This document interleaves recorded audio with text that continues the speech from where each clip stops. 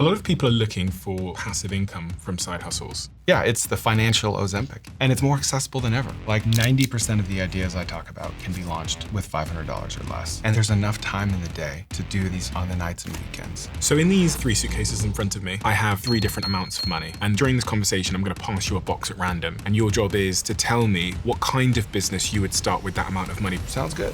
Let's do this. Known as the king of side hustles, CHRIS Koerner has launched over 80 businesses, earning millions in the process. And now, the serial entrepreneur is going to teach us how to adopt a business mindset and launch simple, overlooked, but profitable ventures with little money. Many of us struggle financially, and they see a side hustle as a solution to that. Like for me, growing up kind of poor, business allowed me to take hold of my life and make it what I wanted it to be. And it started when I was 9 years old and wanting a red Schwinn bicycle. My friends had a bicycle, my neighbors had a bicycle, and my parents didn't have money for it. But I lived across the street from a golf course, and these golf balls would fly in my yard. And I would go to my neighbor's yard, I'd go across the street, dig through the ditches, and I'd pull out all these golf balls, and I started selling them. That was my first business. That taught me that business is approachable, and we all have ideas, but we usually don't do anything about it. Why? I think number 1, they're afraid of what people think. Number 2 is they don't have the tools, or they're not connecting the tools with the ideas. If we can get over those, the world is our oyster at that point. I have $1,000. What side hustle do you start? The first thing that comes to mind is my favorite business idea of all right now. This is a 0-employee business. It's highly profitable, and that would be... So how important is it for you to love the thing, to be successful at it? Ignore passion, follow the profit until you can afford to follow your passion. Do they need a business partner? No. If you look at the stats on business failure rates with companies that have co-founders, it's significantly higher than companies that have solo founders. And how does someone validate a business idea? If I had to pick one tool, it's one that 1 in 4 humans use every day. That's everything you need right there.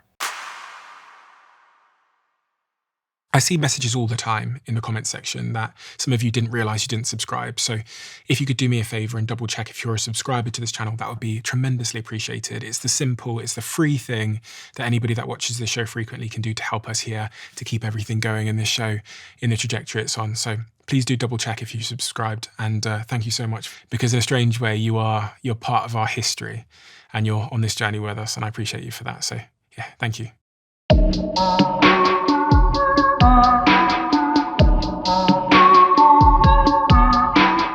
Chris, who are you and what is the mission that you're on? I am a father, I am a husband, and I'm a serial entrepreneur. And I love talking about business and starting businesses and inspiring other people to do the same. Why? Business has given me everything. Growing up kind of poor, it was my outlet. It was my way of just kind of taking hold of my life and making it what I wanted it to be. And I have immense gratitude for that. And I just love talking about it. It's the only thing I know. I can't talk to you about history or nutrition or anything, but when it comes to business, I just love it. And I want other people to love it as well. How have you made your name in the world of business? Because I've heard your name a lot recently. People call you the king of side hustles. Where has this come from? I think I just published my life on the internet now. I'm always testing and launching and starting businesses, but only over the last couple of years have I started publishing that. And I didn't try to be like the king of side hustles. That's not something that I've ever intentionally tried to brand myself as. But I think people see what I do as a side hustle and they call it that. But I think that anything is scalable. Any side hustle could be a multi-million-dollar business. We live on a planet with 8 billion people and we're all connected and anything can be scaled. And you make a lot of content now, so you've probably had a bit of a feedback loop in terms of understanding what it is that you say and do and create that's resonant with people, and also why it's resonant. What is the crux of what people like my audiences are looking for? As humans, we all want a silver bullet. We want a solution to our problems, and many of us struggle financially, and they see a side hustle as an outlet to that or as a solution to that. I think everyone has ideas. Most people are very hesitant to execute on those ideas. And so when they see someone like me freely executing on all the ideas, hopefully it opens their mind and helps them look at their ideas in a different way or a more approachable way, and maybe gives them confidence to do the same. In the boxes in front of me here, I have 3 different amounts of money. $500, They have $1,000 and $5,000. And during this conversation, I'm going to pass you a box at random. And your job is to tell me what kind of business you would start with that amount of money. Because I know my audience, many of them are interested in starting their own business one day. And I use specifically sort of low amounts of money just to make it as accessible to them as possible. So we will do that at some point. I'll pass you the boxes. You give me 3 business ideas. You'd start with $500, $1,000 and $5,000. But I want to get a view on you and the businesses that you've started and the variety of success you've had. So can you give me an overview? Yeah. So I was 9 years old, living in Utah, and I lived across the street from a golf course. And these golf balls would fly in my yard. And I don't know what gave me the idea, but I started selling them. I just wanted money for a bike. I wanted this Schwinn bicycle, and it was red, and my friends had a bicycle, my neighbors had a bicycle, and my parents didn't have money for it. And so for whatever reason, I connected that white golf ball in my grass with money. And I would go to my neighbors' yards, I'd go across the street, I'd dig through the ditches, and I'd pull out all these golf balls, I'd wash them, and then I put up this huge piece of plywood in front of my house that said golf balls 3 for $1. And that was my first business. And at the time, it was just normal. It was natural. I didn't know any different. And now I have a 9-year-old, and I was 9 when I did that. And we live on a busy road today. I lived on a busy road then. And the thought of him negotiating, haggling with grown-ups wearing polo shirts on our doorstep is unfathomable. But that's what I was doing. And that planted the seed. That kind of taught me that business is approachable. Preferably it's approachable. Approachable and scalable can be the same thing. They don't have to be at odds with one another. So, and how many businesses have you started since then? I lose count. I have a spreadsheet, but it's at least 80. And what are the outcomes been? How much money have you made? How has that changed your life? What freedom has that given you? Yeah. So cumulatively, all of the businesses have generated low hundreds of millions of revenue, low tens of millions of profit. But on a real number basis, the majority of them have been abandoned or fizzled out or failed, or there was too much opportunity cost, so I pivoted to something else. It's just a numbers game. And how has that changed your life? What does your lifestyle look like? My life is awesome. We built our dream house in our 20s. We had all 4 of our kids in our 20s. We travel a lot. I've been married for 17 years. We're a very close family. We take a lot of trips. We live in a good school district, but my kids go to public school, and we have everything we need and more, and we're very grateful for that. What is the underpinning mentality that's required for someone to be successful at starting businesses in the way that you've started them, starting these side hustles at volume and seeing success? Is there a foundational mentality or personality or character trait required before we get into the tactics? Yeah. I should say that the pain of your problem needs to be greater than how much you care about what people think about you. It needs to get to that point, because by far that is the biggest roadblock to success, is people caring too much about what people think about them. And so they don't want to do the thing, or they don't want to talk about doing the thing because some random person from high school follows them on Facebook and might comment something, right? Which is really silly, but I've been there. I get it, right? If we can get over that, if we can just flip the switch in our brain that says people are thinking about me, people are caring about me, and just switch that to off, we'll win, right? Because the world is our oyster at that point. And in terms of where we sit at this moment of time with technology, with AI, with fast internet, with mobile phones, do you think this is the best time for people to start something, to start a side hustle or to try? Every day that goes by, the timing gets better for people, right?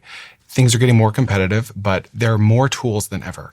10 years ago, if I wanted to start a business, and this is what the internet's in full swing, social media's in full swing, I probably had to spend a lot of money or move to San Francisco or raise venture capital. That's I would love for you to try to convince me. Try to give me an idea where you have to raise money, or where you have to go all in, or where you have to quit your job. It doesn't exist. With all these AI tools, software tools, you can make a website with one prompt. You can make an app with one prompt. You could post to Facebook Marketplace and have hundreds of inquiries within an hour. You could post Facebook ads. You could go to Craigslist. You could put a sign up in front of your house. You could go launch a survey to people. Like, there are so many tools for testing and validating and experimenting with these concepts that it is more accessible than ever. Why don't people? I think number one is they're afraid of what people think. Number two is they don't have the tools, or at least they're not connecting the tools with the ideas, right? They'll use Facebook Marketplace to sell a sectional, but then they won't think to use it when validating their woodworking idea, right? They're just not connecting the dots. There's too many tools in a sense. So we don't know how to tie them all together. They also probably don't know like how much the law of abundance is a real thing, right? People think business is a zero-sum game. What does that mean? Well, they think that things are oversaturated.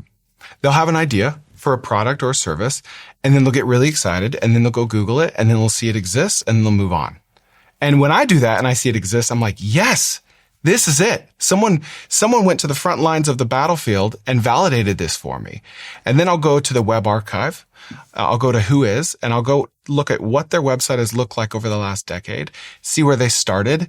Maybe their product was $99. Now it's like $49 every 2 months. Interesting. Okay. I'll look at the copy of their headline. I'll look at like how many tabs they have on their website. Do they post their Instagram feed on? I'll look at all these things and see how it's evolved over time and think, awesome. I'm going to start where he's at today. Like, this guy already proved it out for me. He took all the risk. This is amazing. This exists.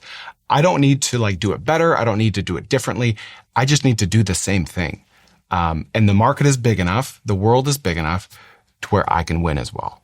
You said Web Archive. What role does Web Archive play? What is that for anyone that isn't familiar? And how do you use that? Yeah, it's just a tool that shows snapshots over time of what a website looks like, right? So it's a great way of kind of reverse engineering what businesses have done to be successful. And then there's another tool called SimilarWeb, where you can see what their traffic has been over time. And you can kind of overlay the two.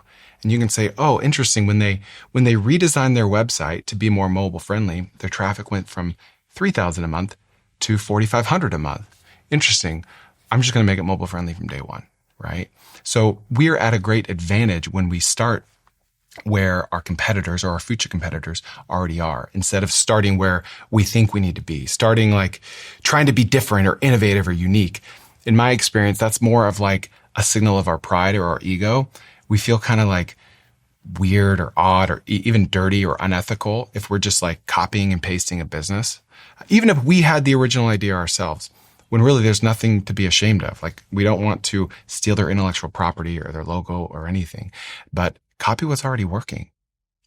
People don't think that that's a thing, because they think if I copy a business that's already working, then I'm not going to get any customers, because this existing business has all the customers. Mm-hmm. But it's interesting. I had someone on the show where they talked about how some of the greatest entrepreneurs in the world basically just copy 95% of the blueprint. I think it was Walmart. I think he was talking about Walmart, but yeah, they copied other like regional grocery chains. Mm-hmm.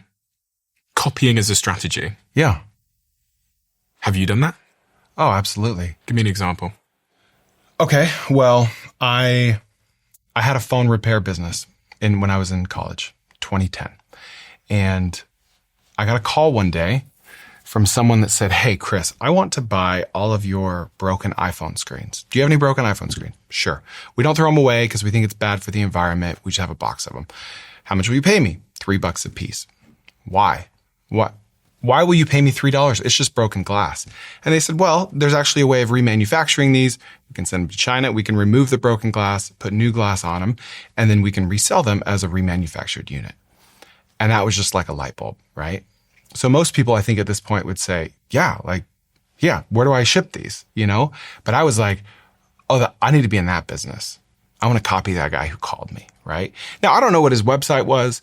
I don't know what the name of his business was. There was no web archive at the time to look at.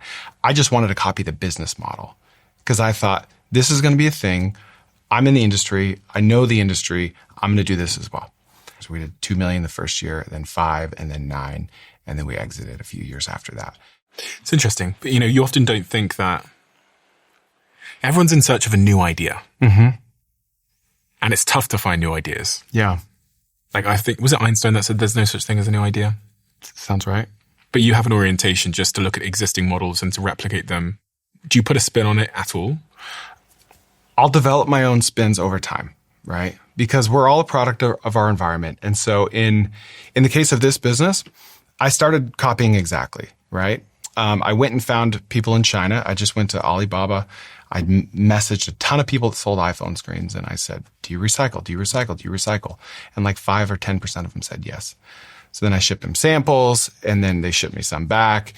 And then over time, I started like taking some marketing principles from previous businesses like Facebook ads, cold calling, and I started applying them just because I didn't know how this other competitor was finding success. I knew he was cold calling and that was working. That's all I knew. Remember, I didn't even know the name of his business.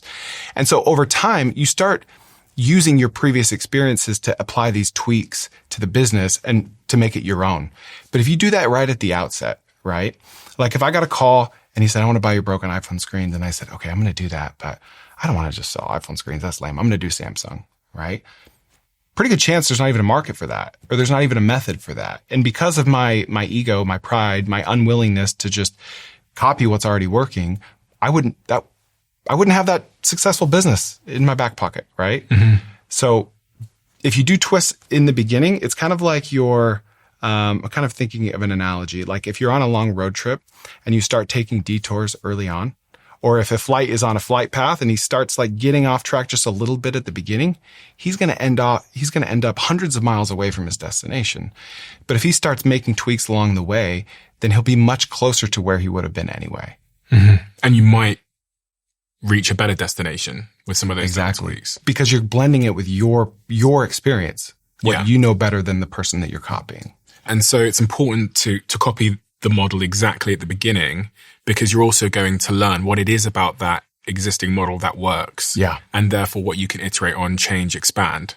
If you didn't, then you might miss something. Exactly. Because so often I've made the mistake of looking at another business and saying, oh man, why are they doing that? Why are they charging like that? Why, like they're charging all these different things. That's so confusing.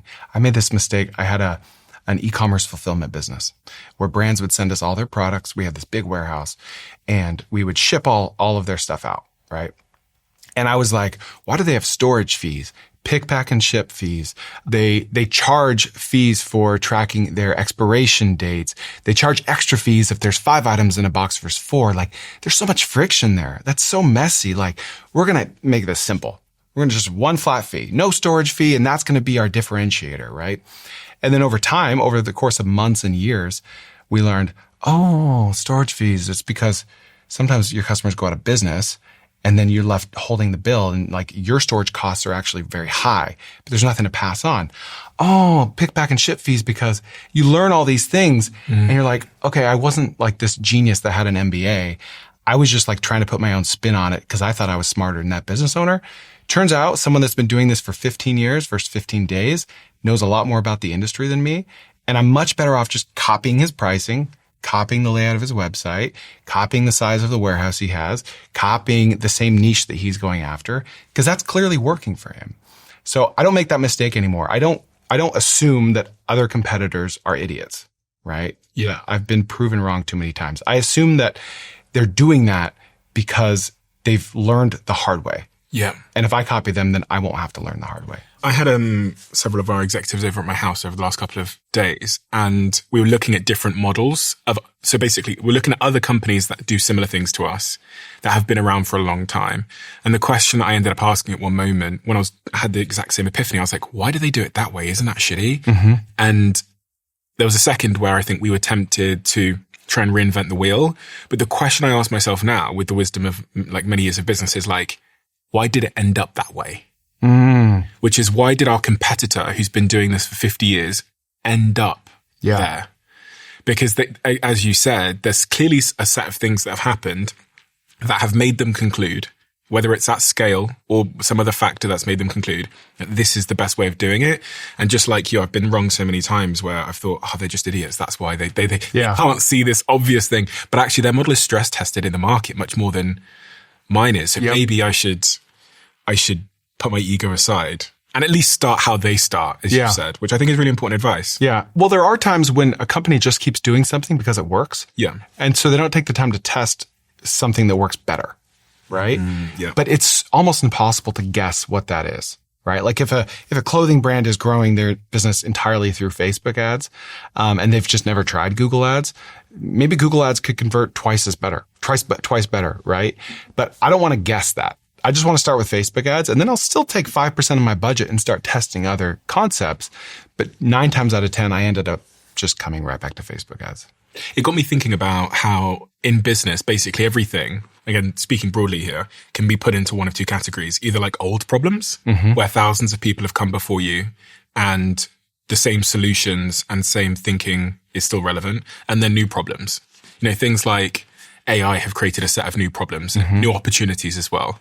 And what I tend to find is that like 95% of the things in business are like old problems, like hiring, cash flow, how finance is done, legal, all those kinds of things. And when you're dealing with an old problem, expertise is usually the answer, which is like find someone who knows or hire someone or mentor or whatever. And then you have these new problems where there is no blueprint in our industry. It's a new challenge. So experimentation is the answer. Does that like broadly hold in your mind? Oh, 100%. Yeah. I like to say test everything except drugs. Like we're always testing. It's the basis to everything we do. But do you test when it's an old problem? Can you give me an example? So like things like cash flow management, hiring principles around like probation and notice periods, a lot of legal structuring in deals. Things with like a well-established precedent. Well-established precedents where like nothing has fundamentally changed in the world that makes that invalid. Yeah. I think if it's an old problem, I look to an example of someone within the last decade that solved it in an interesting way. And I'm more likely to copy that. Like in hiring, traditionally companies they'll spend hours and weeks or days hiring, going from round to round to round, person.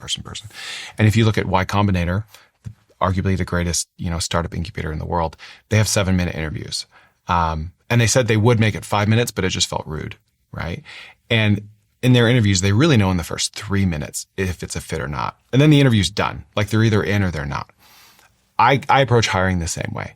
I would much rather take like a law of large numbers approach to it and give 5 people 30 days to show what their skills are, as opposed to spending 30 days going all in on one person. Because in my experience, that one person that I spent 30 days on is not any more likely to succeed than those other 5 people that I might be testing.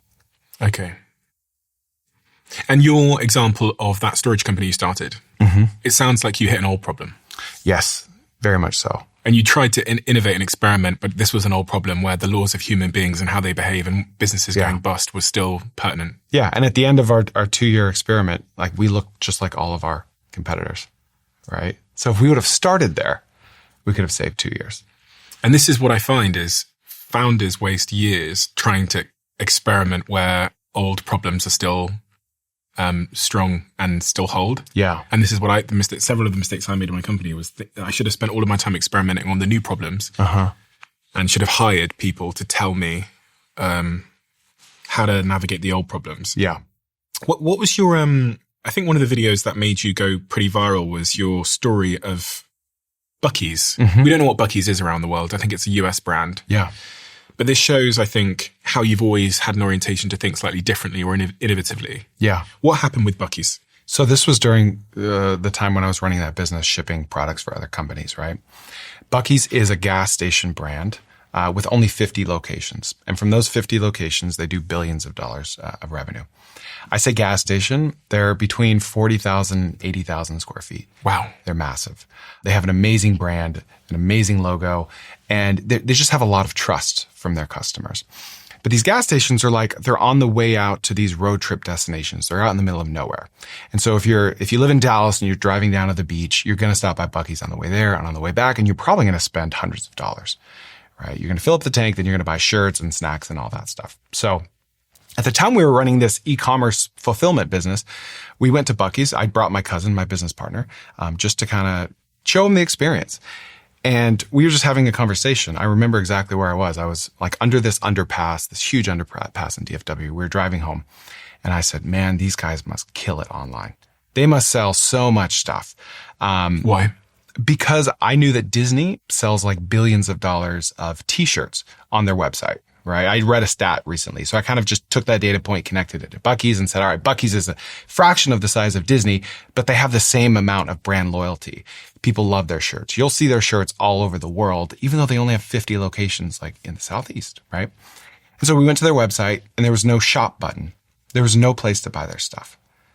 And I was just like all the light bulbs were going off at once, right? It was like, oh my gosh, okay.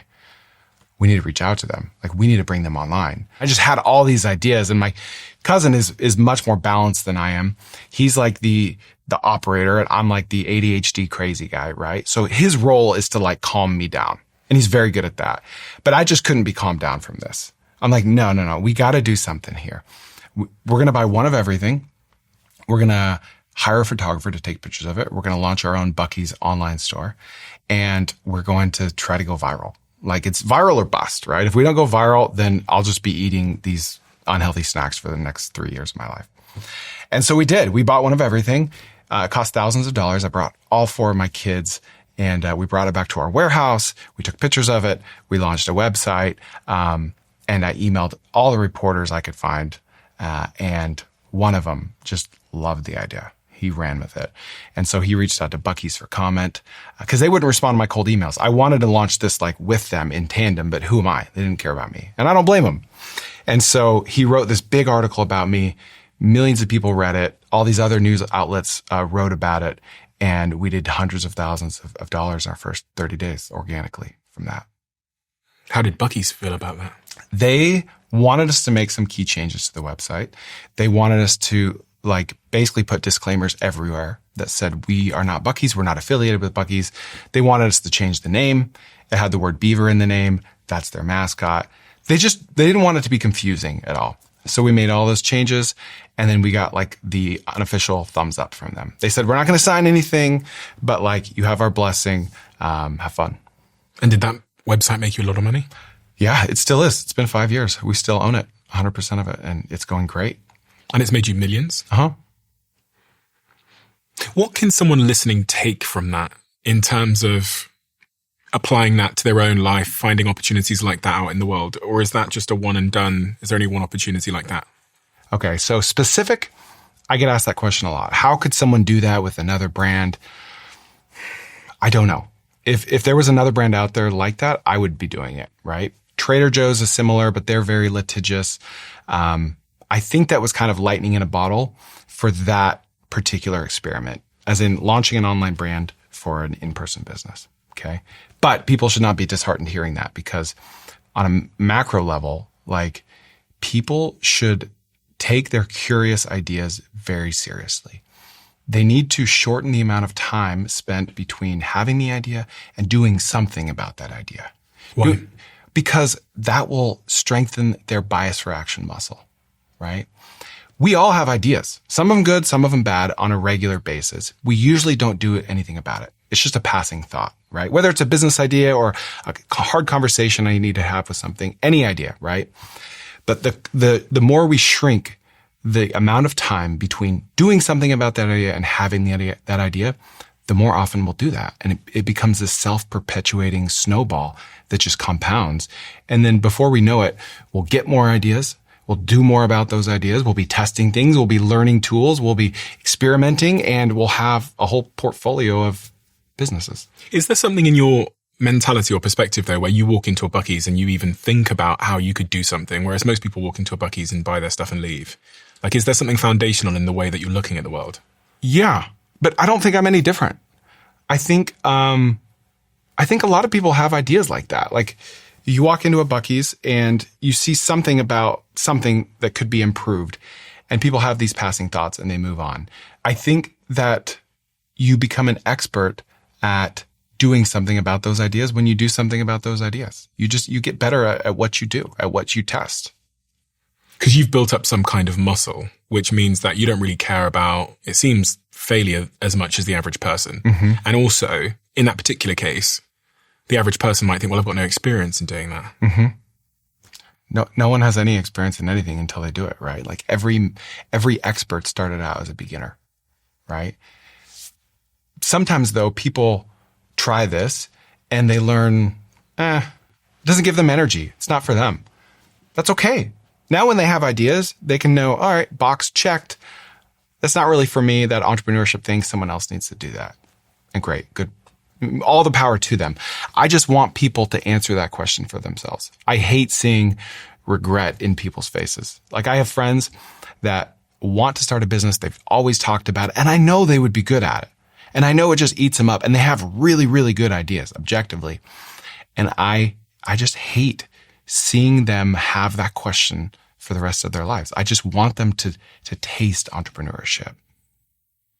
Is it for everybody though? You know, you can think of all your friends. Yeah.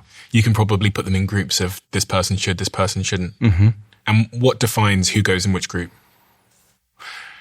To me, it's how far they go in doing something about that idea. Because I will have friends that will text me ideas or talk to me about ideas, and then I never hear from them again about that thing. I don't worry about them, right? I feel like there's a selection bias at play. Like, if they really want to do something about it, they would get a little further down the line. They'd follow up with me. They'd say, hey, I did this thing. Because I'll always give them tips and feedback. You should do this. You should try this. And they'll follow up. And then, you know, at some point along the line, it'll die, right? But if they don't get any further than just telling me their idea, then I don't lose sleep over that. So it's kind of sort of self-selecting itself anyway. It is. Entrepreneurship. Yeah, absolutely. But then I have other friends that are like, they'll follow up, and then it dies, which is okay. A lot of my ideas die too. And to me, that's a signal that it was supposed to die, right? I'll just move on to the next thing. So it's those people that maybe I'm just biased and they look more like me, you know? Mm-hmm. Maybe that's not an accurate signal or not. But if they look more like me, then that's a signal that they should get further down the line and actually launch something that gets to revenue. Yeah. In your head, think of one person you know that should never start a business. Okay. Why did you think of that person without telling me who they are? Because they make a lot of money at their job and they like their job well enough. They're not miserable. And they're in their late 40s and they probably feel like it would be too big of a risk to start something. And do you objectively agree that it would be too big of a risk for them? I do. So you're looking at that on a risk-reward basis, thinking the reward doesn't outweigh the risk here for you? Yeah. Yeah, because people come to me like hoping that I'll encourage them to quit their job, right? Like begging me to do that without actually begging me. And I don't want to do that. Like, I've never had to quit a job. Like, I started with entrepreneurship, right? So the thought of being 48 with 4 kids and quitting my $400,000 a year job to test something, it just sounds crazy to me. On the other hand, think of one person you know that isn't an entrepreneur, but definitely should be. But you always think, why don't they do it? Yeah. Why did you think of that person? Because it's a person that comes to me the most often with ideas, and they're really, really good ideas. He's an engineer, and so he sees the world in that way. Engineers make great entrepreneurs. And he has a great work ethic. And he's like mid-career, but not so far along. And I know objectively that he's actually quite miserable in his job. And I hate that for him because I see the talent that's there. And I want him, like, I think he would excel, and I want to see that dream come true for him. Why isn't he doing it? I think it's insecurity. Fear. Yeah. Fear of? Probably fear of just letting go of something certain that's provided his family a nice lifestyle and not getting that back again ever. I think that insecurities are at the root of our best and our worst selves. And it can drive us to be our best or our worst selves, depending on how self-aware we are about those insecurities. Is there a little bit of a flaw in his thinking, in your perspective? Like, why is it you still, even though what he's saying there about, you know, what you think he believes there about the security for his family is true, you still think he should, which suggests that there's some kind of flaw you see in the way he's thinking about it. Yeah. Because he doesn't have to quit his job. There's enough time in the day to do this on the nights and weekends, to do enough of it to really prove itself out. Oftentimes, like, whatever our side hustle is, it has a very low ceiling if we're only working on it after hours, right? Let's say we're spending 20 hours a week on a side hustle and it makes us $50,000 a year. But our job pays us $200,000 a year, and we spend 40 hours a week on that. One thing that I've noticed, which is kind of contradictory to how I feel about quitting something, is when we go from 20 hours a week on the $50,000 a year side hustle to 40 hours a week and we quit the full-time thing, that $50,000 a year goes to $500,000, right? We double the amount of hours, but we 10 times the amount of money that comes from it because of the fact that we burn the boats, that it has to work. I don't want people to burn the boats too soon, right? Like there has to be a pathway.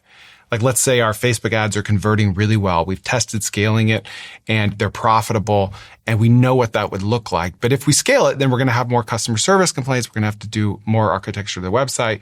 But we see a path to scaling and it's already profitable. And we know that like probably my boss will take me back. Like we have kind of these safety nets.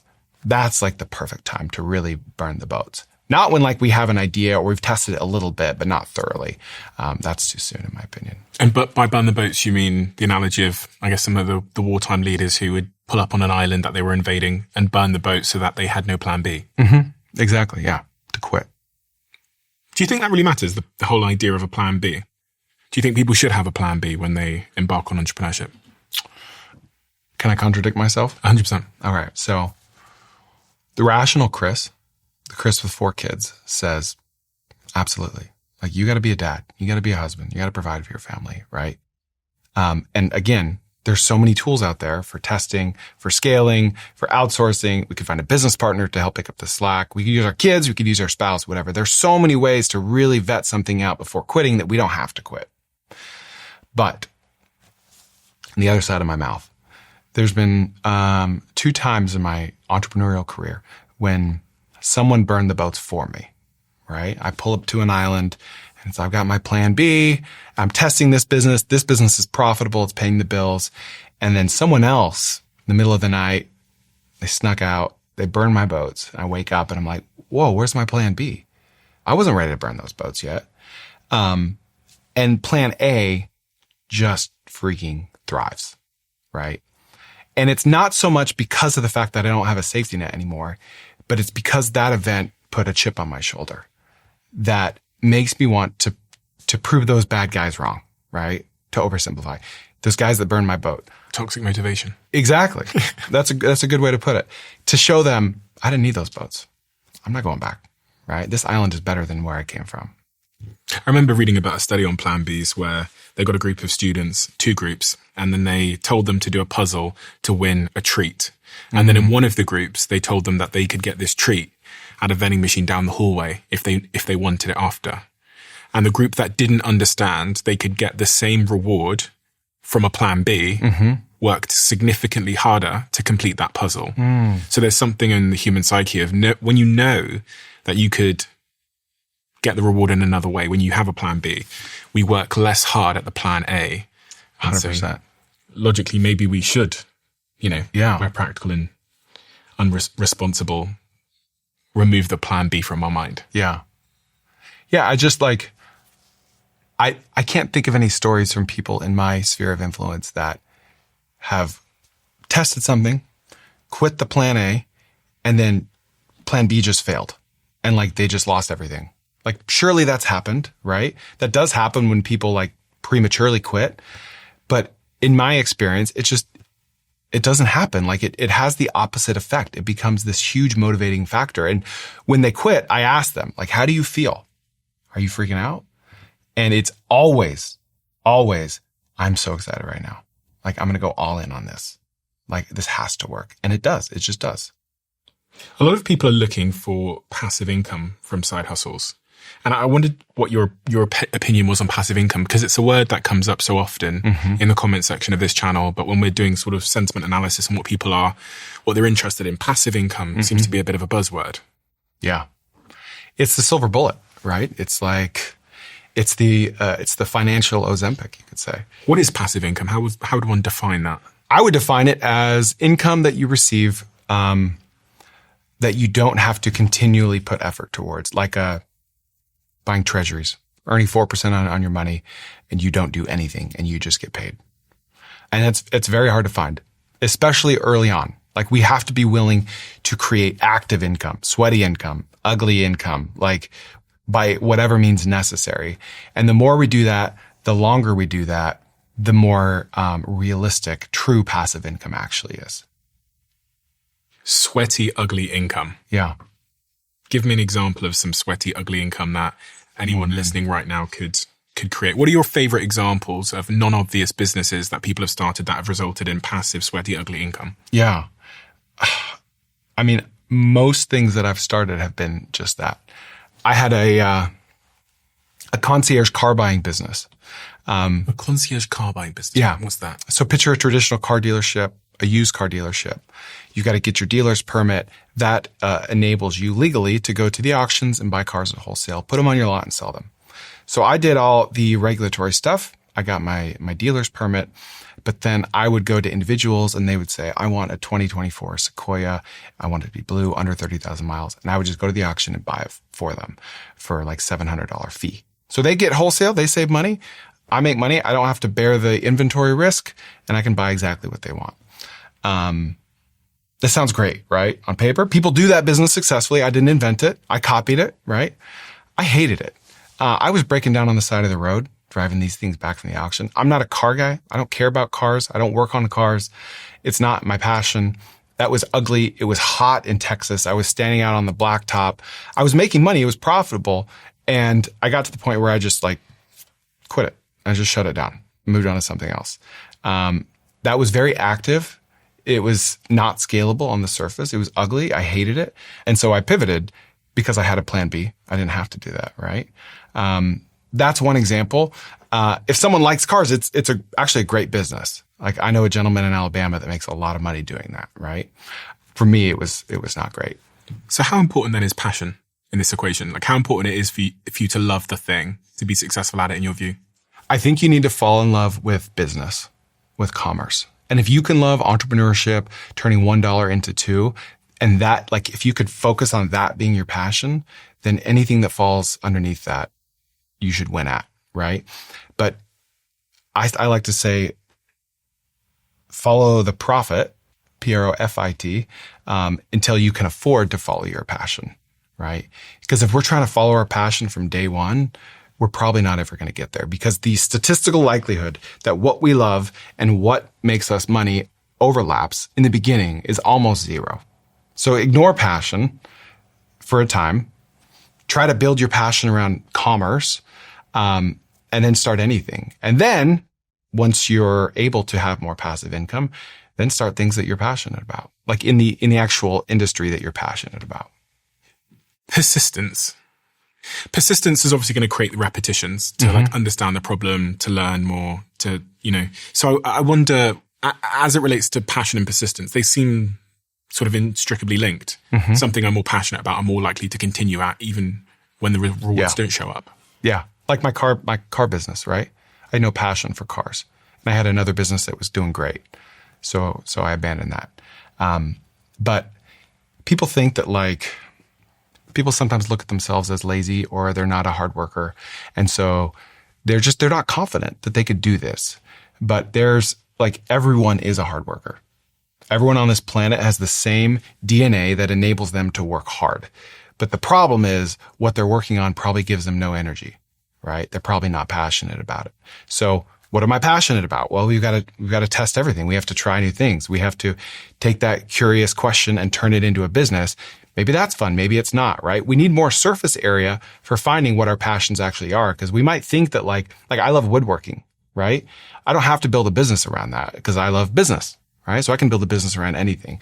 But if I got super hung up on I cannot make a profit from this woodworking business, then I would fail at entrepreneurship if I started there, right? Whereas if I approach this from the angle of, all right, I like woodworking. What else do I like? Maybe I like running. Maybe I like cooking. Maybe I like short form videos. And I just start trying all those new things. Then eventually I'm going to have enough surface area for testing that I'm going to find things where, you've heard of the Ikigai principle, right? So what you love, what you're good at, what the world needs, and what you can charge for. right? The overlap of that is the sweet spot. That's what's scalable. That's what you can do until you die.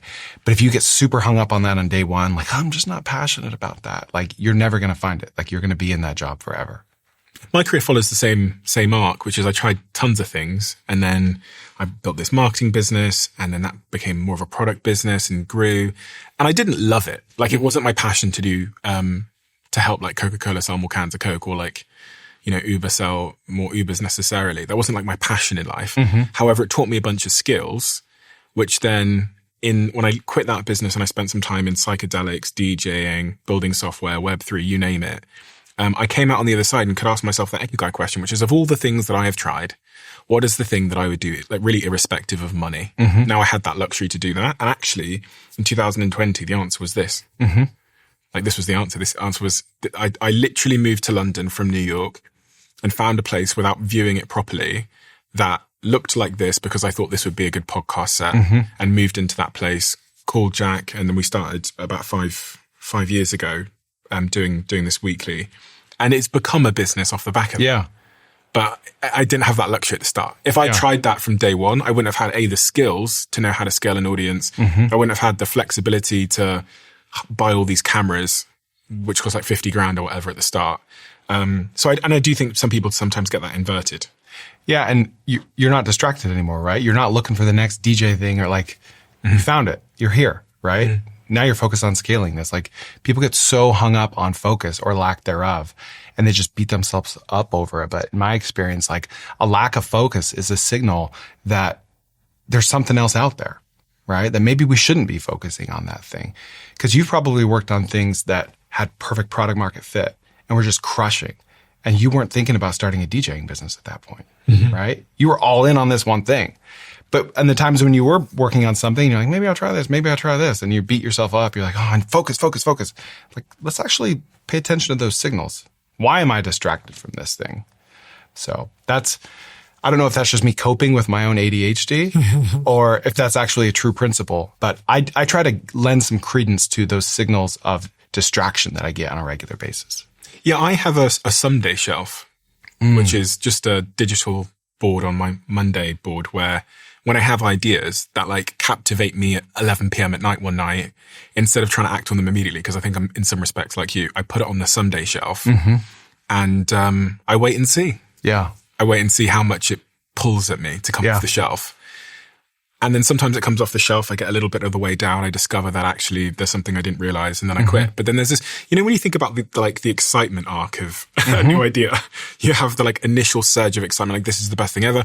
I'm going to become a billionaire. Why has no one ever thought of this before? And then you kind of get into it and you get into that sort of valley of, oh fuck, this is a terrible idea. I'm an idiot. Yep.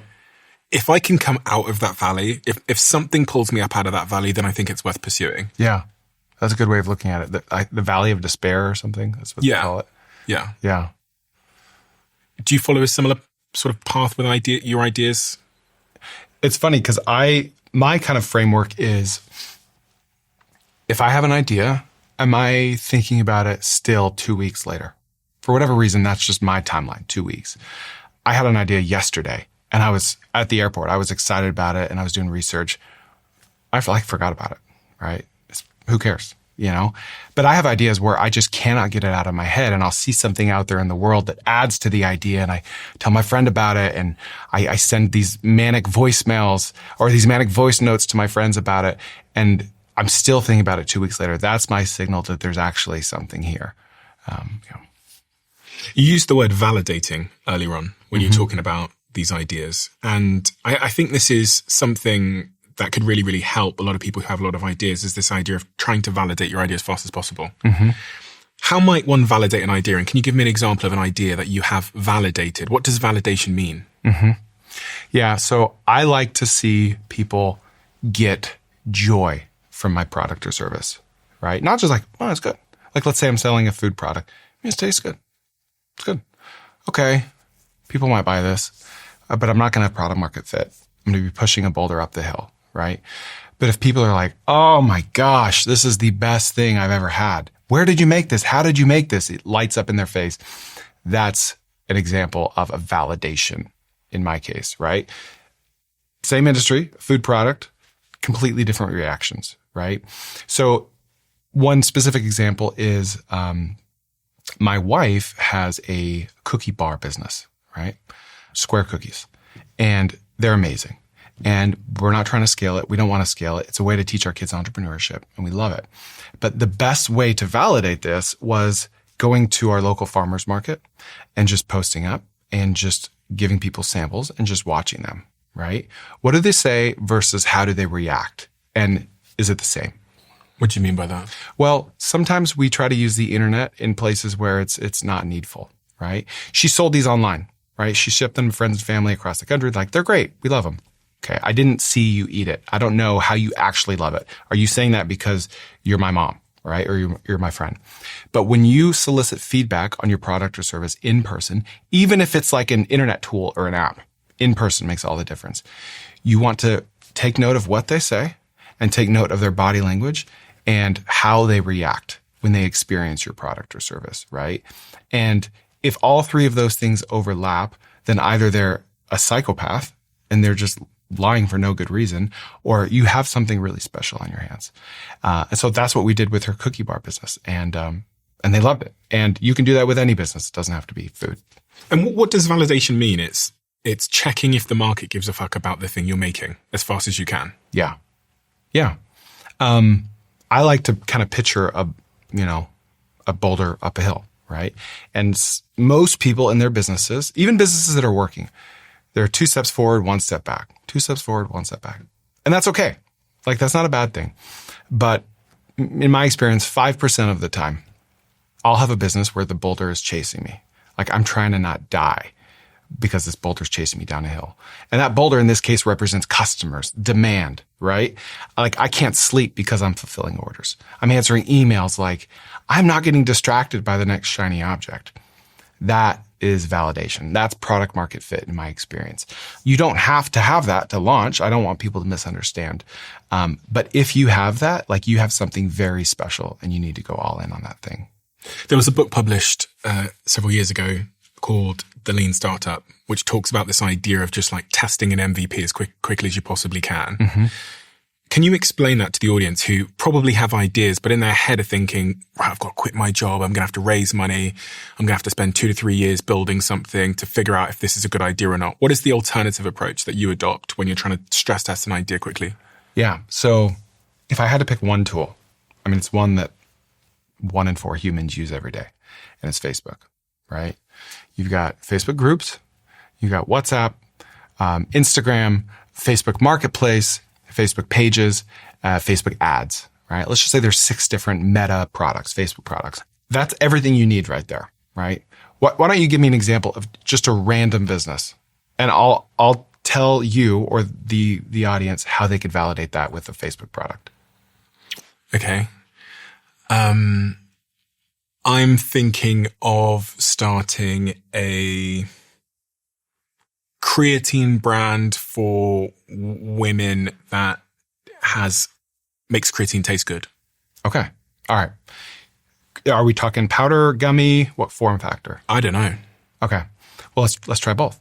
Okay. So I'm going to do something that seems very non-obvious and probably won't work, but it's the lowest amount of friction. I'm going to take a description for that, and I'm going to use Nano Banana, ChatGPT, any of the AI image generators to come up with what the product could look like, right? In both a gummy form and a powder form. Okay. Then I'm going to go to Facebook Marketplace. You're just going to post a photo? Yeah. I'm just going to say, like, women's creatine brand actually tastes good, right? Like, did you know that creatine improves cognitive function or whatever? Just your standard pitch. I could even use AI to generate it. It doesn't really matter at this point. And I'm going to post it to Facebook Marketplace simply because that's the lowest amount of friction to get some level of validation or not, right? Because in my experience, focus is overrated and momentum is underrated, right? And so you could have told me any idea. And my first step that I tell you to do is going to be something very, very low friction because I want you to get something back from the world, right? Because the most likely way to sell that product is with meta ads, right? But there's a lot of friction there. Like, it's hard to use.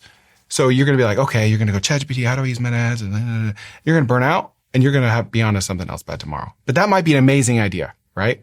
So I'm going to tell you to go to Facebook Marketplace, even though people don't sell creatine on Facebook Marketplace. And then we're going to see Facebook gives us like 3 stats when you post something to Facebook Marketplace. Clicks, and then how many people that reach out, and then how many views. Okay? So I'm going to post one Facebook Marketplace ad for the gummies. Different picture. It'll look like gummies. Basically same headline, same benefits, same description. Post to Facebook in the same local market with the same radius.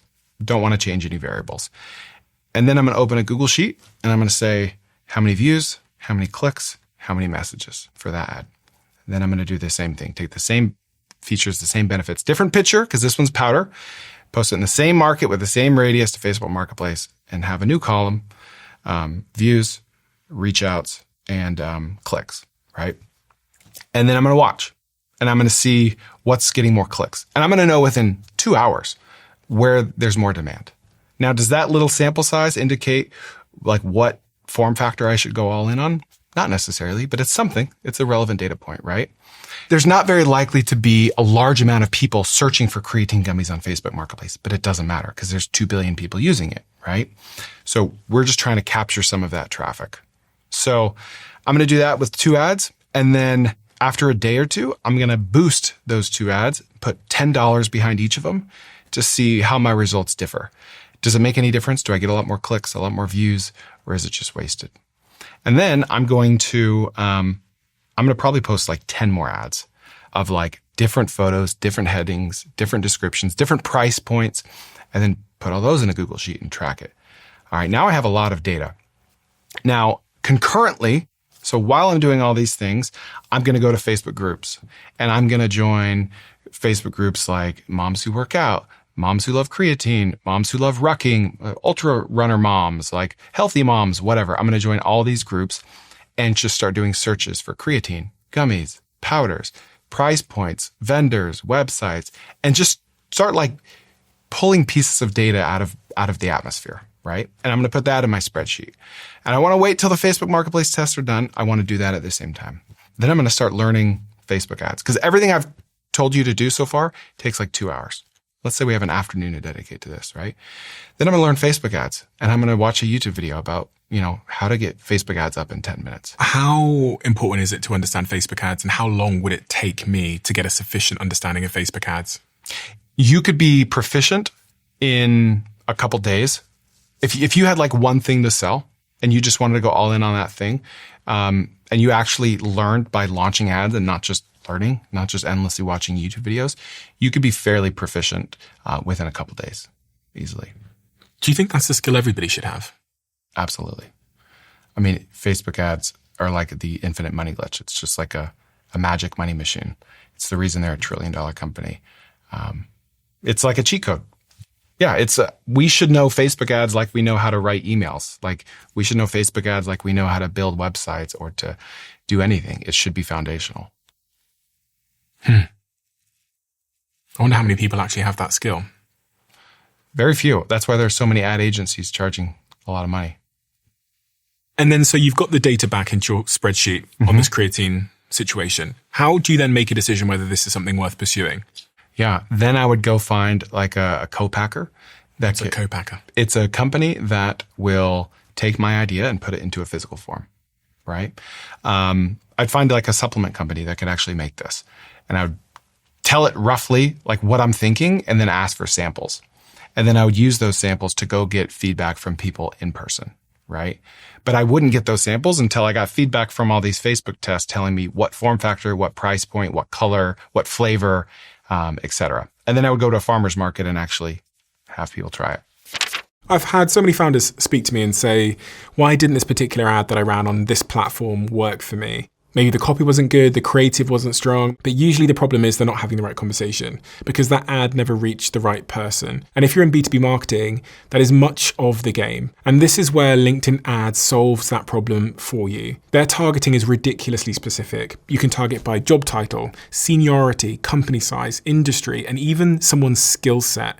And their network includes over 1 billion professionals. About 130 million of them are decision makers. So when you use LinkedIn ads, you're putting your your brand in front of the right people. And LinkedIn ads also drive the highest B2B return on ad spend across all ad networks in my experience. If you want to give them a try, head over to linkedin.com/diary. And when you spend $250 on your first LinkedIn ads campaign, you'll get an extra $250 credit from me for the next one. That's linkedin.com/diary. Terms and conditions apply. I've heard you say that there's various types of entrepreneurs. There's the sort of 0 to 1 entrepreneur who's good at starting things. There's the maintainer, and then there's the finisher. Which one are you? I'm a starter. Yeah, through and through. If I stay in a business too long, it all falls apart, right? Just objectively. So I need to hand off the reins at a very specific point. Or I need to have a partner from the outset that knows me, my strengths and my weaknesses, that just takes over at a certain point. So I like to say there are starters, maintainers, and finishers. A starter could be called like a visionary, and not as like a backhanded compliment way, but someone, an idea guy, right? Not just a business idea guy, but like a marketing idea guy. Let's change the subject line to this idea guy, like an idea machine, right? That's a visionary. And then you have the maintainer, which would be an operator. That's a guy that just wakes up every day and loves tweaking little things and making small improvements, process-oriented, someone that loves growing something and just fixing little problems all day, right? And then you have a finisher, which is like a deal guy, right? That's the guy that's a super connector. He likes to, you need to talk to Barry. And then he calls him, he connects them. And like, he just gets a lot of energy from connecting deals, coming up with creative deals for an exit, for a sale, putting people together, hiring the right people, seeing something to its completion. But I'm definitely in the first camp. Is it possible to be all three? Yeah. When you're all three, you're Mark Zuckerberg. I mean, truly, like you start something from scratch and you see it to $1 trillion. There's been I think there've been 3 people on the planet that have brought something from 0 to $1 trillion. Jensen Huang, NVIDIA, Elon Musk, and Mark Zuckerberg. I think like even Bill Gates, even Steve Jobs, I might be wrong. Yeah, but even Steve Jobs got out long before they hit $1 trillion market cap. But $1 billion, a lot of people get from 0 to $1 billion. That's not nothing. It's also very impressive. But when you get all 3, that's what you get. One of the things that I find really interesting about your story is you've started, 75, 80 businesses? Mm-hmm. When I speak to people like Kevin O'Leary, who have worked with some of the greatest entrepreneurs to ever live, like Steve Jobs, and he's very familiar with Elon Musk, they talk to me about focus. Mm-hmm. And he says to me that the great thing about Steve Jobs is he was 80% signal and 20% noise, i.e. 80% of his time, he was focused on the most important thing, and he was brutal about not entertaining anything else. Mm-hmm. Johnny Ives has famously said that the one thing Steve Jobs was most known for is his remarkable ability to focus. He would literally ask you, what have you said no to, in order to focus on the most important thing. I think about Mark Zuckerberg and his unbelievable ability to focus. I remember several people at Meta, but also I think it's a public story, telling me that when he realized he was late to mobile, he refused to take any meetings about anything other than mobile, like extreme levels of focus. And then Kevin O'Leary from Shark Tank said the same to me about Elon Musk. He says, Elon Musk is the only person that I think operates close to 100% signal, which is and I interviewed Walter Isaacson, his biographer, and he said, Elon will sit in a meeting, and if people aren't talking about something that is the most important thing, he'll completely zone out. And then the minute he hears something that he considers to be the most important thing, it's like he snaps into reality and he takes control and he's deep into the detail. And it sits in contradiction to a lot of the narrative of like lots of side hustles, lots of businesses, do as many things as you can. How do you, but you've both kind of, you've managed to create a life for yourself where you're a millionaire and you're free in that regard.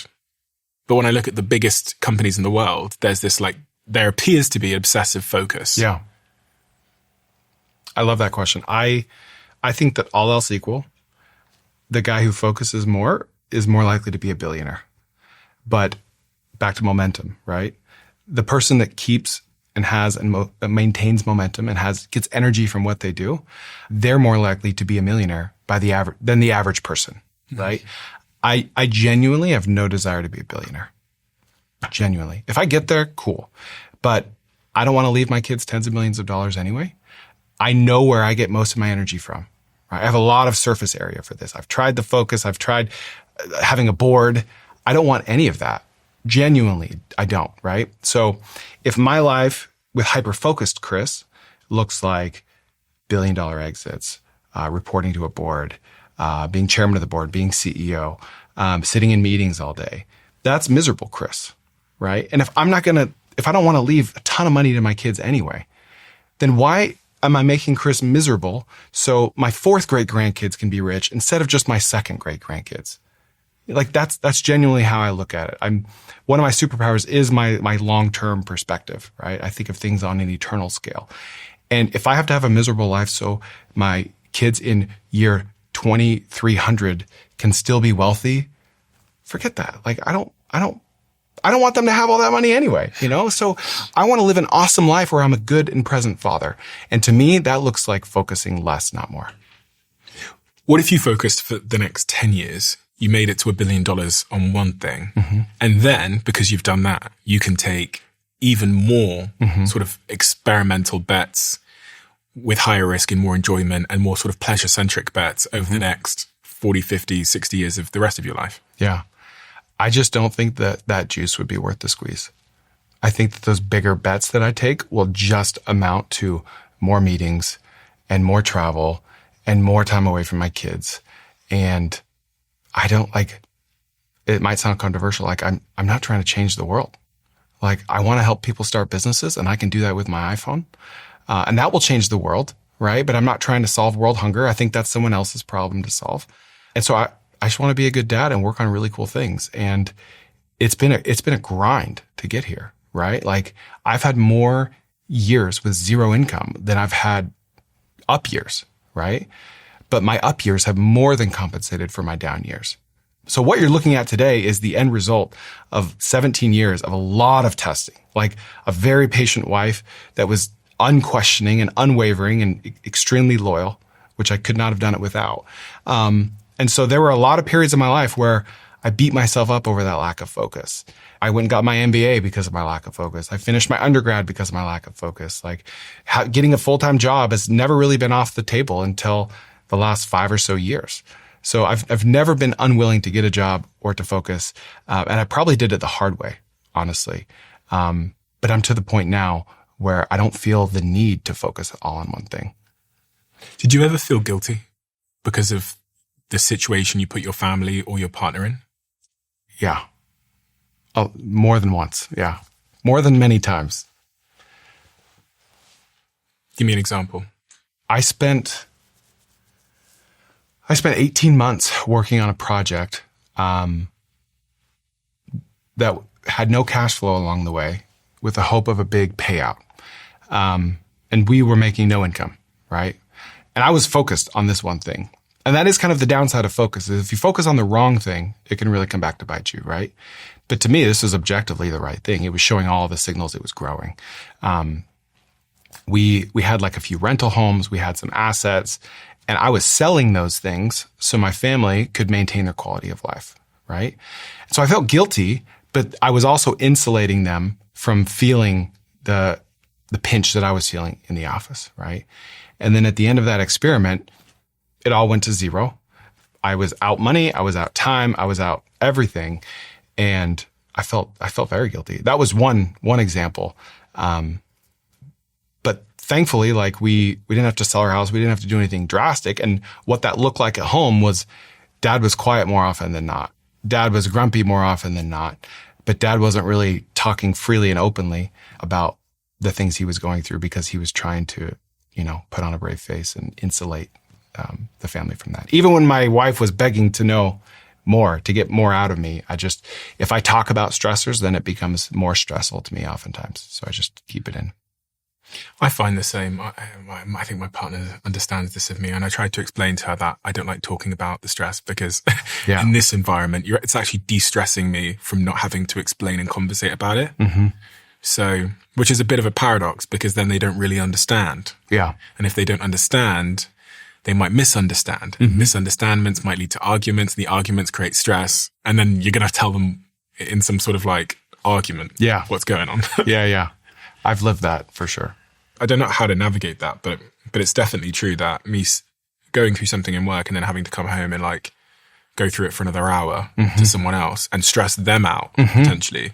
Yeah. Doesn't feel like the right approach. No, but I don't know what the right approach is because they have a right to know about it as well, right? I think we just need an outlet, whether it's a friend that kind of understands or someone else that, you know, is in our space that we can just talk to about the situation. I think having no outlet is also bad. Yeah. And I'm guilty of that. I find a lot of joy in my work. And so I don't look at it as work often, but it's still work, right? Like it's still taxing. So I need to be better about having an outlet. Have you developed a new relationship with rejection and failure? Because, you know, starting 80 odd businesses, you must have dealt with a lot of failure. And how does that feed into everything we're talking about today?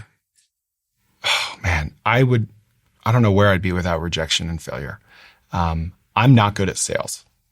So if anyone's watching this and like, I can't start a business, business is all sales. Like, you don't have to be good at sales. I'm not good at sales. I can't think of a business where I had to rely on like early customers coming from friends and family because I cared a lot about what people thought. I didn't want to post my side hustle number 37 to Facebook because I just thought my friends would roll their eyes. So I created this stupid constraint for me where like I had to launch things without the help of my ever willing friends and family because I was too prideful, right? So I advise against that, first of all. Second of all, I served a mission for my church. I went to Eastern Europe for 2 years and I knocked doors in Hungarian for 2 years straight. I approached people on the street in freezing weather, wearing a big Russian hat. Like, I got rejected tens of thousands of times over the course of 2 years. Being an introvert, staying an introvert, still bad at sales, still hating sales today at age 38, right? But that like changed me as a man, as a person, right? That rewired my brain to just realize that every no is closer to a yes. If my conversion rate is 0.1%, I got to talk to 1,000 people and I will surely get a conversion. If I talk to 1,000 and I don't get a conversion, then I'm going to get 2 conversions by the time I get to 2,000, statistically speaking. So I just need to keep getting rejected. And that changed everything for me. I think it's super underrated to give kids a job in like cold sales. It's what I did when I was 16 till 19. Sounds like it's what you did as a young man. Are your kids going to do that? Yeah, hopefully. And 2 of my kids are introverts, 2 are extroverted, but they are selling. Like they already have businesses, little side hustles here and there. But I am encouraging them to go on missions and to do selling because it's the fastest way to learn. Like it's the fastest way to test. If I talk to 1,000 people, then I can have 1,000 different approaches. And if my conversion rate is 0.1%, I'm going to get that to 0.5% over time because I'm able to test and iterate and pivot based on all that feedback I get. What have you learned about team building and business partners through this process? What advice would you give to someone who sat there alone listening to this right now? Do they need a business partner? If they do, who, how, what? Oh, man. Usually people don't need a business partner. If you look at the stats on like business failure rates with companies that have co-founders, it's significantly higher than companies that have solo founders. We see their survivorship bias examples, right? The Apples and a lot of companies we can look at that had 2 co-founders that won. But nobody talks about or writes about the 90, 60, 80% of companies that fail with co-founders. Think about it this way. When we get married, we'll spend years talking about our potential plans, like big goals, like where do we want to live? How many kids do we have? My wife and I wanted 7 kids when we got married. We settled on 4, right? It changed over time. It took years to change. We realized kids are actually friggin' hard, right? And so then we're like, where do we live? What kind of a house do we want? We spend all this time, maybe while we're engaged, maybe while we're dating, maybe after we're married. But those are big decisions, right?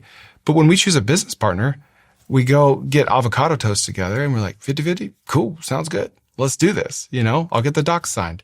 It's like, who is that guy? You might have even known him your whole life, but who is he as a business partner or as a business person? I feel like business partnerships are significantly harder than marriages even, but we put 99% less thought into like the structure of things. And that's a giant failure that I've made over and over again. What do you wish someone had said to you in the situations where it didn't work out with business partners or really like across the board? Because I read that you'd had, 7 business partners? It says that I've had like 15. Okay, so in those 15 occasions, what is the advice you wish someone had given you before you engaged in those business relationships? Yeah, well, what do they say about dating? It's like be a good, like the best way to find a good spouse is to be a good spouse. Best way to find a good girlfriend. You know what I'm saying? You've got to learn more about yourself before you partner with someone else. Most people have no idea like who they are as a business person or as an entrepreneur when they partner. They don't know what their strengths are or their weaknesses are. They sure don't know what the other guy's strengths or weaknesses are. So I suggest people solo found things to start to learn more about themselves. Are they a visionary? Are they an integrator, starter, maintainer, finisher? Who are they? And then when they want to jump into another thing, because inevitably if we launch one thing, we're going to launch more, they know more about what to look for in a partner, and they can optimize for that. What about equity? Yeah, I mean, 50-50 is the old standby, right? Could you imagine if you go on a first date and it's like, how many kids do you want? 4. Okay, we'll have 4. We'll get married, and that's how many we will have, no matter what. That's a 50-50 partnership, right? It's making an incredibly important decision based on, they both equal 100. Numbers sound clean to me. But like, what is the statistical chance? This is what needs to be true for a 50-50 partnership to work, okay? They both have to be all in. They both have to always be all in for the whole lifespan of the business, maybe years, maybe decades. They have to put in the same amount of money, same amount of effort, same amount of connections, value, history, background. Also, both of them should be completely selfless, right? And not care if the other one's not pulling his weight. I'm taking a month-long vacation. Cool, you'll make up for it later. They have to be like that chill of a human being. And of course, like they have to be the same as the other person. If all those things are true, 50-50 works great. And they need to develop going forward in the same way, because for the next 10 future, they need to grow at the same rate. Yeah. Yeah. Which will never, ever be the case. So I like to say like, you don't want to DTR, define the relationship, too early or too late. If you sit down at brunch and you're like, let's do 50-50, cool. Big mistake.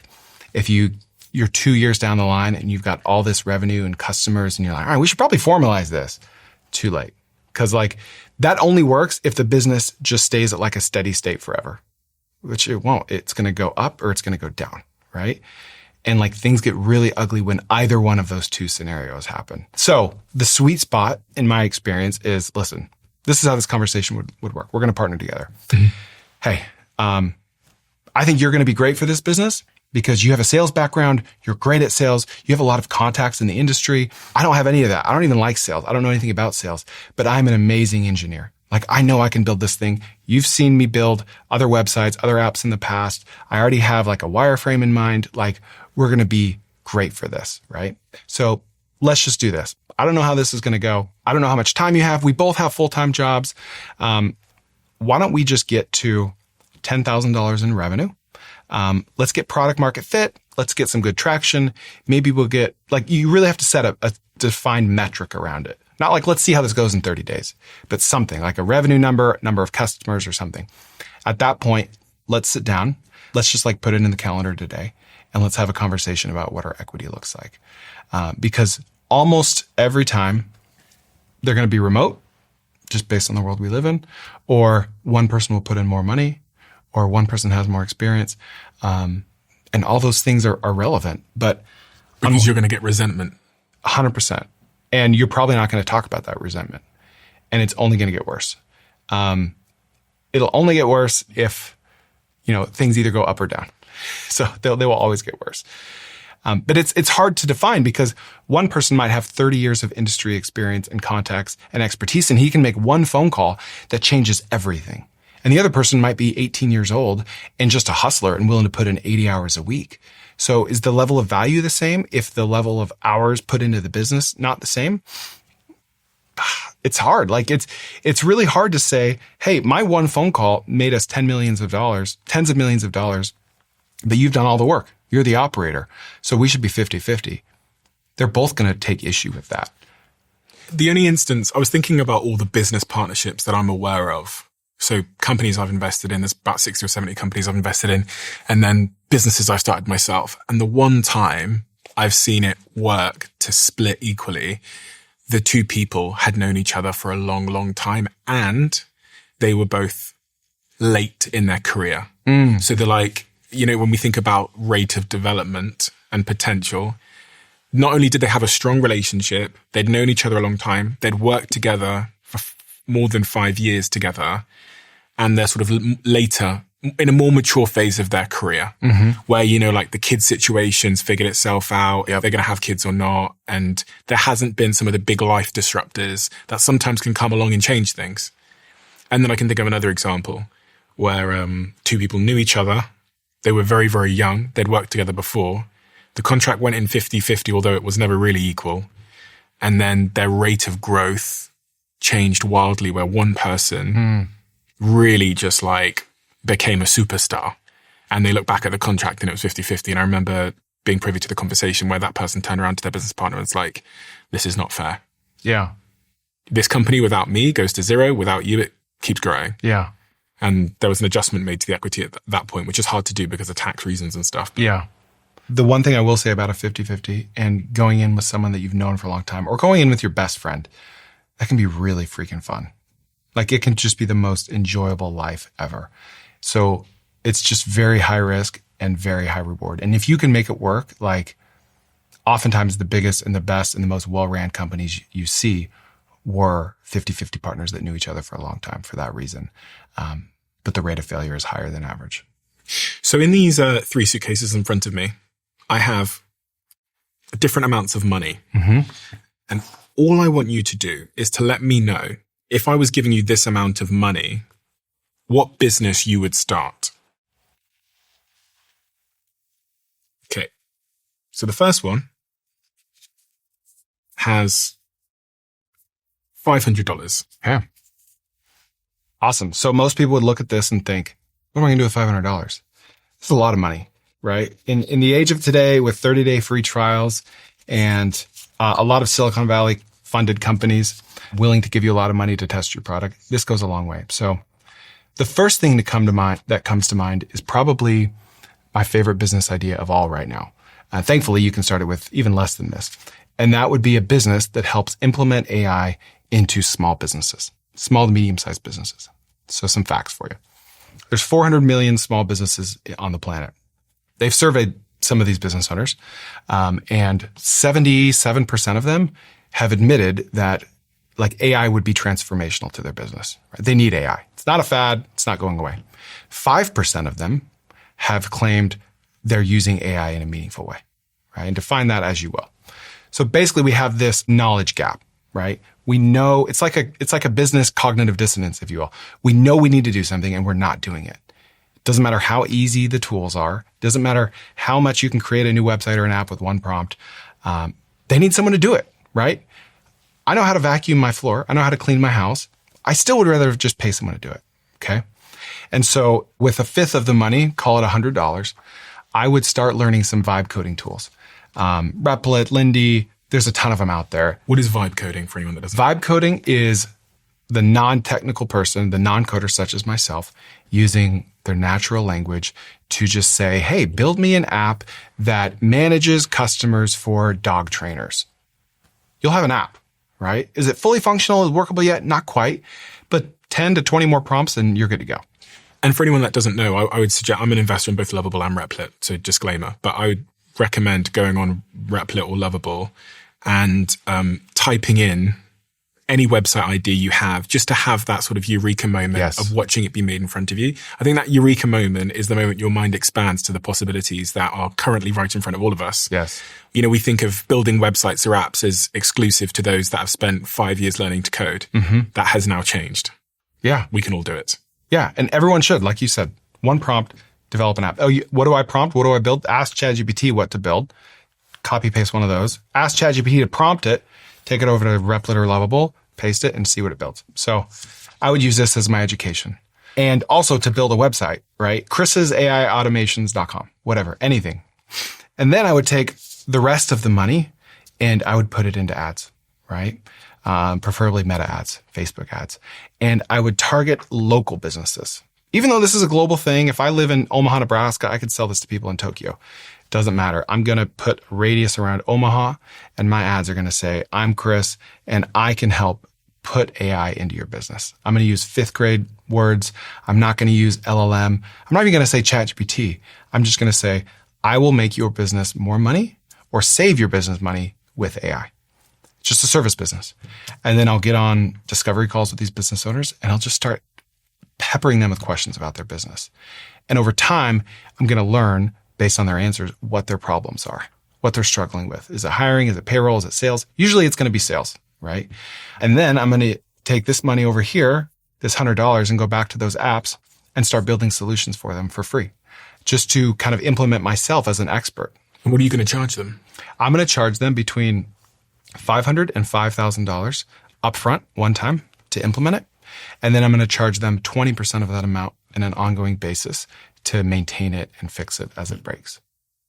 Let's say there's a gutter cleaning business in Omaha, Nebraska that doesn't want to take calls after hours. He's with his wife watching Netflix and he knows that's a $3,000 job. He doesn't want to take it. So it's going to voicemail and they're calling someone else that is taking it, right? So I'm going to build an AI voice agent for him, which sounds really intimidating. It feels like we have to have all these skills. You don't. You just need to prompt a couple tools a couple times. I'm going to build a voice agent for him. And then I'm going to tell him to call that agent as if he were a customer and say, hey, pretend you're a customer that needs gutter cleaning. You're calling at 9:30 p.m. and just see how it reacts. He's expecting there to be a delay. There's really not. He's expecting it to be dumb. There's not. He's expecting it to need to know all about his business. It doesn't, right? The AI knows about gutter cleaning businesses. Then he's sold, right? Charge him $3,000 for that. You build it, and then you charge him, call it $500 or $600 a month to maintain it over time. And then the beautiful thing is you can go to every other gutter cleaning business in Omaha or anywhere and copy and paste that same app and sell it to them. Got you. So selling AI to small business owners who are in huge demand but don't have the time or think they need some sort of incredible, expensive time and resource expensive competence to understand AI when actually AI is really, really simple. Yes. And we see this play out over history where there's an initial arbitrage when a new technology comes into play. Mm-hmm. In fact, one of the call center jobs that I had when I was very, very broke many, many years ago, when I was like 18 or 19, was calling businesses from the yellow pages and selling them Facebook ads. I would call a builder on a building site. I'd speak to Dave, who's the owner of the building company, and I'd explain Facebook ads to him over the phone. Mm-hmm. And then I'd set them up for him and manage them for him on an ongoing basis and just send him the leads because he didn't understand Facebook ads. And these opportunities seem to exist for years when there's a new technology, as we're seeing with AI. But the thing is with that idea and with most ideas in my experience, we think there's a very limited time span. But if I were to start that business today, just start calling people, it would work. Yeah, you could still do it, yeah. I might have more competitors, but like it doesn't matter. It would still work. Interestingly, the issue back then was people didn't even know what Facebook ads were. So maybe it works to some degree better now. Yeah. People have heard the word. Yeah, you were pretty early. Yeah, it was 2015 or something. So it was quite rough, but it was a business nonetheless. Yeah. And there was 40 other people in the room with me in that call center doing it. Wow. So that's the first idea you have. Yeah. What else? $500, what else could you do? Okay. Do you want a physical business or an online business? Or does it not matter? What about a physical one? All right. For a physical one, I would, have you heard of drop servicing? No. So the phrase drop shipping kind of has a bad rap, and some of it for good reason, which is basically buying a product in China, having a website for it, and basically having the Chinese manufacturer or the supplier ship it directly to your customer so you don't have to take possession of the inventory, right? Drop servicing is doing something similar with a service. Let's call it a home service business, right? So in this case, it would look like a garage repair company that has a website that looks like they have a physical presence in a market, but is really just a lead gen factory, right? And so what you're doing is you're using Facebook or Google Ads to generate leads, kind of like what you were doing on Facebook, for a local business. And then you're instead of just selling the leads for $20, you're actually doing more of the work. You're subcontracting out the work to a local business that actually repairs garage doors. They're the fulfillment arm of the business. You're the marketing arm of the business.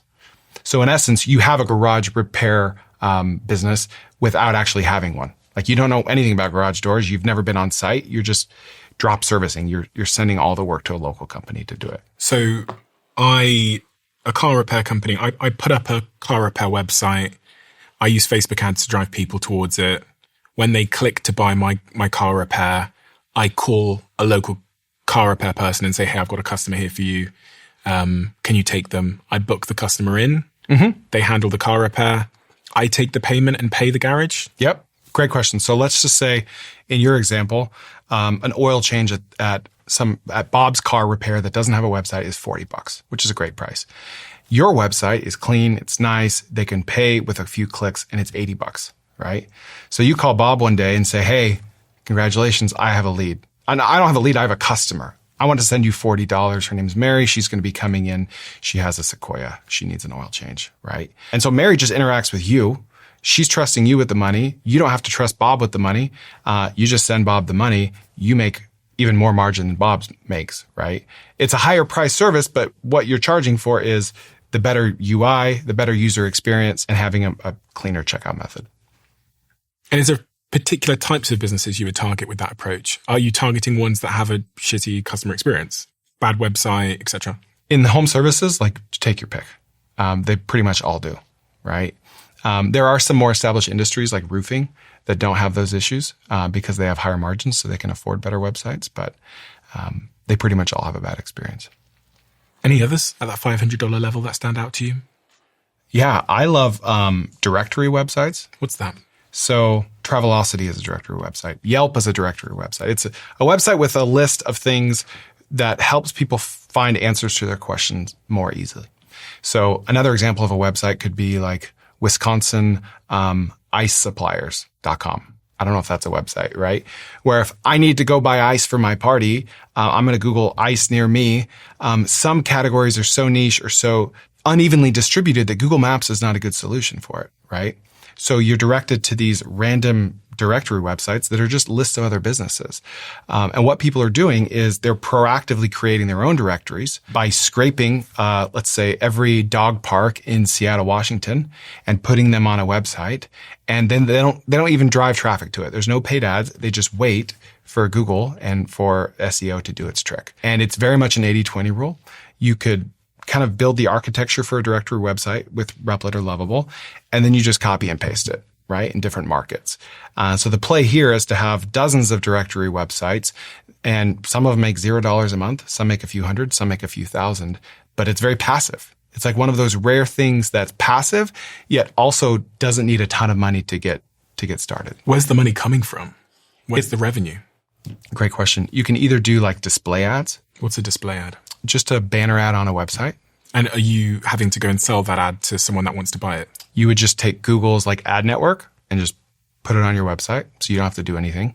So you can just click a button and it'll add adverts to your website, which you're then paid for. Yep. Or you could just aggregate those leads. Like if we had dog parks in Seattle and, we see on our Google Analytics that we're driving traffic to this one dog park, then we reach out to them proactively and say, hey, you notice all these customers you've been getting? That's because I put you on my website.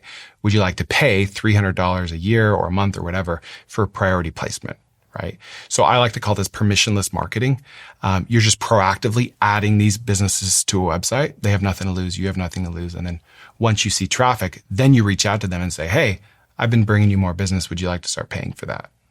Interesting. And how much money can someone hope to make if they execute that strategy well, in your view? What's realistic? With a directory website, it could be tens of dollars a month and it could be tens of thousands of dollars a month. But we're not talking about building another Yelp or Travelocity. This is a 0 employee business that costs almost nothing, less than $100 to start.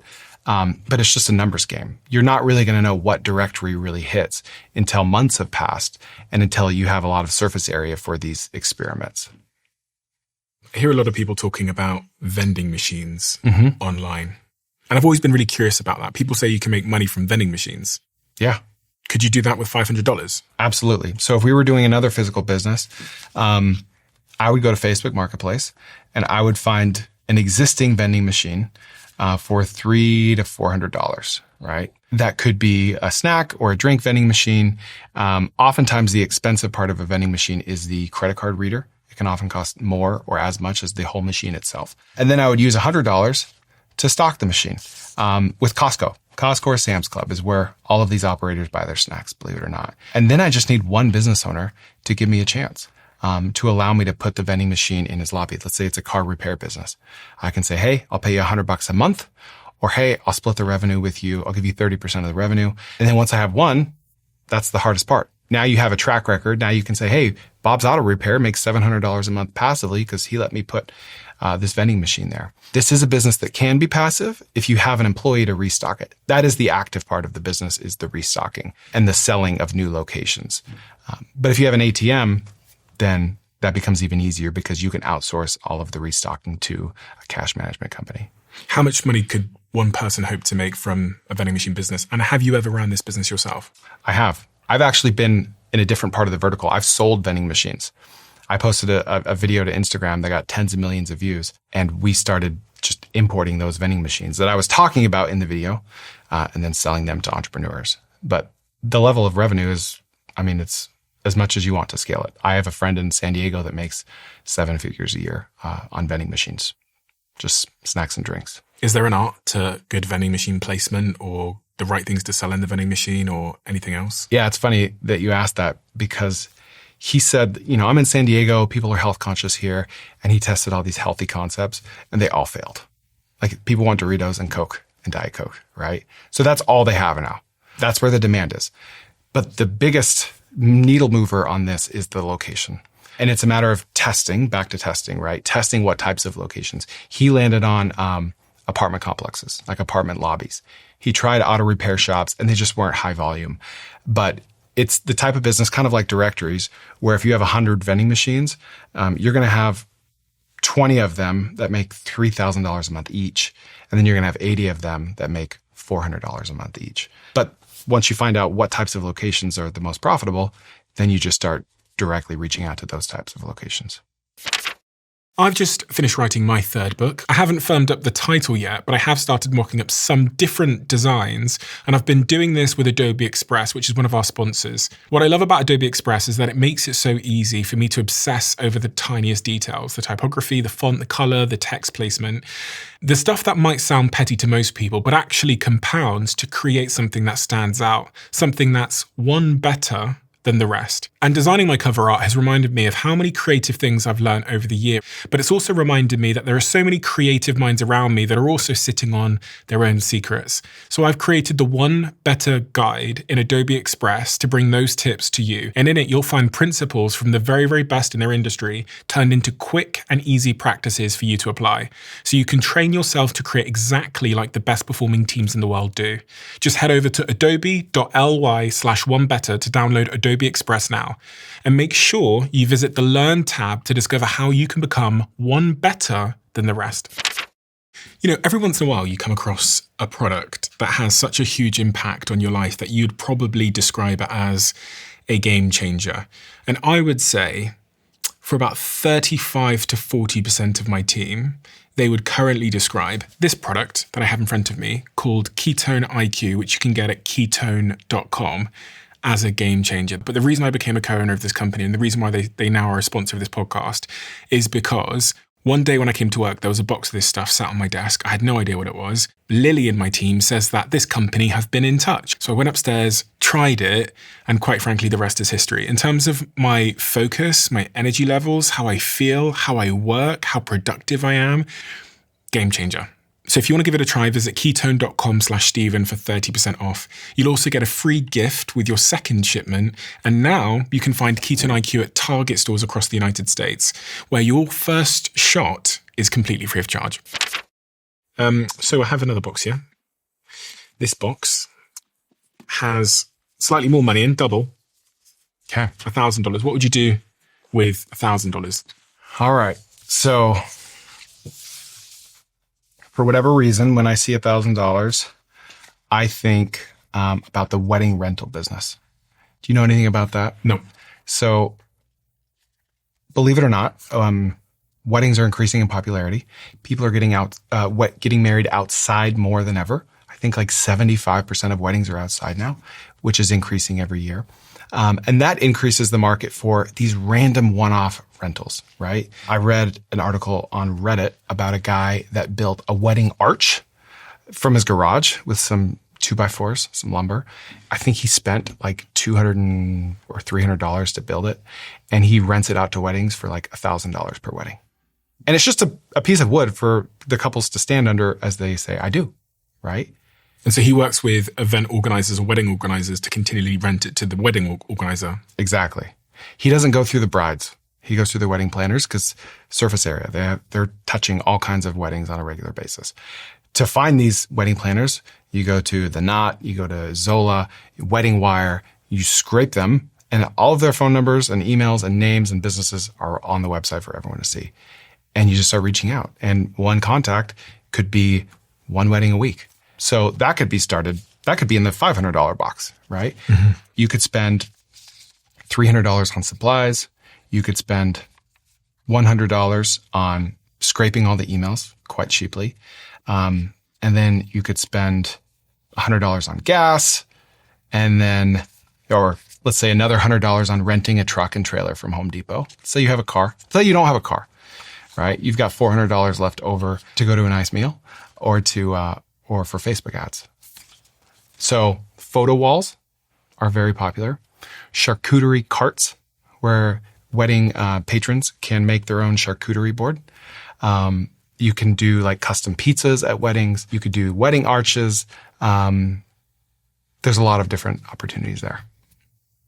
Weddings and funerals. Yeah. Because everything you said there could also apply to That's funerals. True. That's true. They don't seem to be stopping either. I guess funerals are going to get more popular with the population continuing to increase. What else? So wedding rentals is the first one you do with $1,000. Anything else? Yeah. Should we do an online one? Sure. So there's a lot of people nowadays making money with local email newsletters. Are you very familiar with that? No. So basically what you do, we keep coming back to, this is like a big ad for Facebook, right? I swear it's not. But people are using local Facebook ads. Let's say you live in Boise, Idaho. There's 200,000 people there. You post a Facebook ad that says, hey, find out what's happening in Boise, Idaho, 1 email per week in your inbox. You can acquire a subscriber for about 50 cents from Facebook or Instagram, okay? Let's call it $1 to be more conservative. Acquire a subscriber for $1. If you sell ads inside that email newsletter, you can charge about 50 cents per month per subscriber. So if we had $1,000, I would use a free trial for an email newsletter software like Beehive or ConvertKit or any of those. And so I've already spent $0 and I would give all $1,000 to Meta. I would set a defined radius in a local area. Preferably it's where you live, but it doesn't have to be. It could be on the other side of the world. I've launched this. I tested this in New Mexico and it worked. I'd spend $1,000 to acquire 1,000 subscribers. And then I would start sending them weekly newsletters. What's happening in Boise, Idaho? Discounts in Boise, Idaho. News in Boise, Idaho. I would not use ChatGPT to write it. I would write it myself in my own natural language, whether I'm a good writer or not. Why? Because it needs to feel personal. It needs to feel like a local is writing it. Not like an author, not like ChatGPT. And then I would use those same subscribers to source sponsors. So Bob's Car Repair owner is potentially in your list. There are 10% of all adults are business owners, right? So if I have 1,000 email subscribers, 100 of them are going to be business owners, are going to be potential sponsors to my newsletter. So after a month or so, I'm going to send out an email that says, hey, your ad here, I'd love to sponsor your business. It's a very relevant market. It costs $500 per send to send your email. So then if I spend $1,000 to acquire these customers, I will get that money back within 2 months. Because I'm making $500 a month, 50 cents per subscriber from 1,000 newsletter subscribers. And that can scale as much as you want. If Boise, Idaho is only so big, you copy and paste the template in another city or a bigger city. Okay, let's move up then. This briefcase has a lot more money in it. Mm-hmm. $5,000. What side hustle do you start if you've got $5,000? Okay, so if we've got a sliding scale of active to passive income, the closer you get to this, to $5,000, the more realistic the passive income becomes. Okay, so I'm going to go closer to that. I love RV parks. What's an RV park? An RV park is one of two things. It's a place for someone to live in full time for months or years at a time, where they live in a recreational vehicle, in an RV. A camper van. A camper van. It could be a fixed income retired person. It could be a blue collar worker. It could be a digital nomad, right? That's kind of the three categories. The other type of RV park is a recreational, like a more short-term RV park that might be right outside of the Grand Canyon, or, you know, a popular tourist destination where people are staying 1 to 4 nights at a time, right? This is a business I've been in for about 7 years. Now, they have very small RV parks out there that are 3 to 10 pad sites that are about 3 to 10 times more profitable than buying a single family home as a rental. Okay. So I don't understand why people buy single family homes, because like buying a small RV park costs the same, but is significantly more profitable and more flexible, because you have your risk is more distributed amongst 5 to 10 tenants as opposed to one tenant that could go bankrupt or disappear in the middle of the night. So with this $5,000, I would call every small RV park in my area, preferably within a 3-hour drive. I would just find them on Google Maps. This would take a little more time because we can't allocate any of this budget to the finding of the park. We've got to do that very manually with our iPhone and our internet connection, okay? I'm going to find, in my experience, for every 100 parks I find, about 2 or 3 of them can be a really good deal, okay? So if I get 100 people on the phone, I know I can find one good deal from that with seller financing, because we can't use any of this to buy the park either. We've got a lot of constraints. I'm going to use, let's say, 2,000 of these dollars for my due diligence. I've got to get inspections on the park.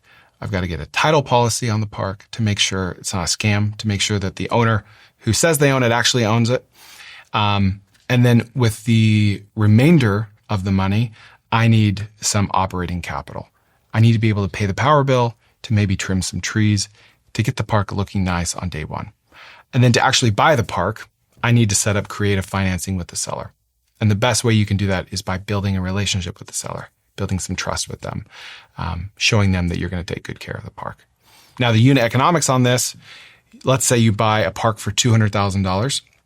In the real estate world, they're valued on a cap rate basis, which is the profit of the park divided by the asking price of the park. So if I buy a park for a 10% cap rate, that means it's going to make $20,000 a year of profit, and it's going to cost me $200,000. Okay. So that park probably has no website. It probably has way under market rents. It probably has occupancy issues because it has no website. They're not doing anything. So I'm going to get the park to perform by literally posting ads on Facebook Marketplace, free ads, making a free website with a vibe coding app, and increasing the occupancy. And that $20,000 a year goes to $30,000 a year. And the park is worth an 8% cap rate. You bought it undervalued at 10%. So it's now a $60,000 park that you paid $200,000 for. So you can either sell it or you can just manage it and enjoy the profits. When you said seller financing, what does that mean? That means the seller is holding the note. They are bearing the risk of you buying the park. But what's in it for them is they can get the park back if you default. Okay, so they're not actually giving you the park up front. They're letting you have it today on the basis that you'll pay them in the future with profits you make. Exactly. So you're making monthly payments to them. Because oftentimes they're going to take that money that you give them and they're going to have to invest it in something else, something they don't understand. So your pitch to them is, hey, you know this park better than anyone, right? You know what I can do to fix it. You know what the deficiencies are. If for some reason I'm not who I say I am, you just get it back. You take it back and where you started, and you keep all the money that I paid you so far. How much money have you made from doing this? I've made net profit probably $400,000 to $600,000. Revenue? I would say between $3 and $4 million a year. With these RV parks? And mobile home parks as well. Yeah. How many of them? I've been involved with 35 or so over the last 7 years. What a bad business. No, I mean, you're capitalizing on baby boomers retiring and on millennials traveling and on, it's a growing market. People are getting outside more. Yeah. What are the macro things you think about at the moment when you're trying to decide on a new side hustle or a new business to start? Are there like obvious macro things that are happening that we should all be thinking about? You just can't ignore AI. Like whatever you're doing, AI has to be part of it. So I like the framework of implementing new AI tools into old businesses. And I like the framework that 10,000 baby boomers are retiring every single day. And that will be the case for the next 5 to 10 years. What's the opportunity there? To either buy the businesses or to implement AI into the businesses. Those are the two biggest opportunities I see, those two. Get them to give you the business and you run it better in a more digital way. Yeah. And you pay them off for that business when you've made profit from it. If you don't make the profit, they get their business back. Yes. Now, I will say finding seller financing on a business is harder than on a piece of real estate, but it is possible. Of all the businesses you've started, which one has been most profitable? And was the easiest? Oh, man. So, like, what is the winner? I would say either my RV parks business or my Texas snacks business, my e-commerce business. And they weren't easy because they're easy businesses or industries. They're easy because I had matured enough to a point to find good operators to run those businesses where I had little to no involvement in them. Does that make sense? Yeah. You found people to run them for you so that as a starter, they didn't die the minute you got bored. Exactly. Whereas they carried on growing and evolving. Right. Whereas those are both quite hard industries. E-commerce is quite hard and real estate is as well. But I had good operators. What have you learned about finding good operators? Oh, man. It all comes down to trust. How much trust am I able to put in them? How much trust do I have them? I've found a direct correlation between people I know really well and people that have made really good operators. How do you incentivize them? Directly from the profits of the business. So that they feel more like an entrepreneur, they've got more of a piece of the pie. Yeah. I made the mistake in my 20s of dangling a carrot of equity too often, genuinely meaning it. But most equity goes to zero, period. I put a lot more emphasis on cash flow now in my 30s than I do on equity. I think equity is overrated. And so nowadays, I'm less likely to give an operating partner equity, not because I don't think they deserve it, but because it's more likely to go to zero. And I'm more likely to cut them in on the profits so they can get paid ongoing. On an annual basis or quarterly basis, etc. Quarterly, yeah. Interesting. Is there any side hustles that you've heard about that you wish you'd started? It's funny because a lot of the ones that I wish I started. Like a lot of the 80 that I've done, it's something that I thought about for 2 weeks. I can't get it out of my head and I have to get it out of my head. And so if I start something and it fails, I don't really care because I don't invest a lot of money into it. And I answered the question. I don't have to stay up at night wondering if that thing would have worked anymore. Sometimes I'll run these tests on Facebook that show me such amazing results that just kind of unlock an opportunity for me. Can I give you an analogy? Yeah. Have you ever been deep sea fishing? Not deep sea fishing, no. Okay. So here's a real story. I was out deep sea fishing and we were just throwing lures and we weren't getting any bites. And the captain reaches in under the seat and he pulls out straws from McDonald's straws specifically, because they have red and yellow stripes along the side of them. And he pulled out scissors and he started cutting them into fourths. And then he took the hook off the line and he put the string through the straw and then he tied the hook back on. He's like, I know, seems crazy. Just stick with me. And we cast it out and we started getting bites. And I'm like, what? It was the same place with the same lure, same hook with just a straw. And I'm like, what? Why does this work? And he's like, it's the colors. It's like the white and the red and it just spins as you reel it in and it mimics a fish. And I was like, how did you learn this? What made you think to try this? He's like, I don't know. Maybe alcohol was involved. I don't know. But that worked. And we started catching fish the rest of the day. So it just got me thinking entrepreneurship is this massive ocean with millions of varieties of fish, billions of fish, some sharks, some minnows.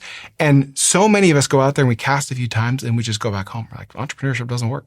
It's not for me. Back to the 9 to 5. But we're not testing enough stuff. There's different depths. There's different baits. We could spray something on it to make it smell different. We could put a McDonald's straw on it. And occasionally we'll find something. We'll get a bite. Maybe we won't get another bite for another hour, but the bite is a signal. And it's like, oh, there's something there. Okay, let's try that again, but try this. Or maybe let's just cast 100 more times.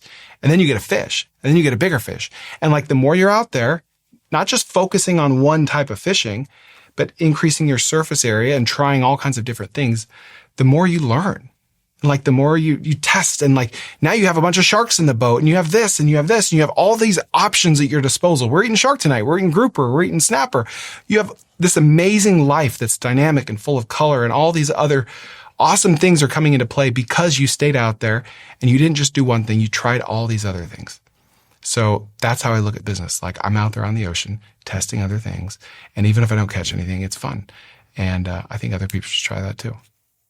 A lot of people want sexy stuff, don't they? Yeah. They want to build the next Facebook, or they want to do a chat GPT or the AI app that does this, that, and the other. Do you think that's in part a trap for the average person to be aiming at sexy? Yeah, because the fact that everyone wants sexy means the fact that the sexy things are the most competitive. It's the exact reason why we should go as unsexy as possible, because no one's looking at it. And looking forward, Chris, what is there anything that you're mulling over now in terms of new business ideas that you could give me? Man, lately it's been about like stuff I can launch with my content. I love the phrase unfair advantage, right? I will only start businesses today where I have an unfair advantage. Everyone has an unfair advantage in something, right? Even a 13-year-old has an unfair advantage. They might know Roblox better than anyone, right? So unfair advantage is not, only for the rich or the wealthy or the elite or the most experienced or the PhDs, right? So I try to start businesses where I have an unfair advantage. And that might be because I can grow it with my content. It might be because I have a bunch of friends in that space, or I have unique knowledge or insight into that space. So if I have a zillion ideas and a spreadsheet a mile long with a bunch of business ideas, the ones I'm most likely to start are the ones where I have an unfair advantage. A right to win. Yeah. I have this phrase called mirage opportunity, which I use when I look at an industry that never seems to work for anybody, but seems so obvious. Do you know what I'm saying? Yeah, I do. I'm thinking of something. Yeah. And I this has been a bit of a way for me to know what not to work on. Is if I see everybody trying to solve this particular problem and nobody's been successful, yet more and more people are plowing in, and yet it seems obvious to me, I just stay away from it. Because there's something in my understanding of consumer behavior or current alternatives that I'm like misunderstanding. An example I'll give you. Everyone at the moment is trying to start so this is the first principles they're reasoning up from. They're saying people are more lonely than ever before. They're saying there's no clear place to organize a group of people.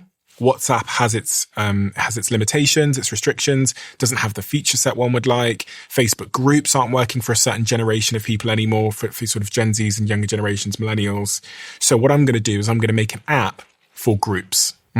Your run club, your friends, your piano recital group, your entrepreneurs. I'm going to build all the group features into this app, and it's going to be dedicated to that. I've heard this pitch over and over again. I've seen all of them. None of them seem to have any traction or work.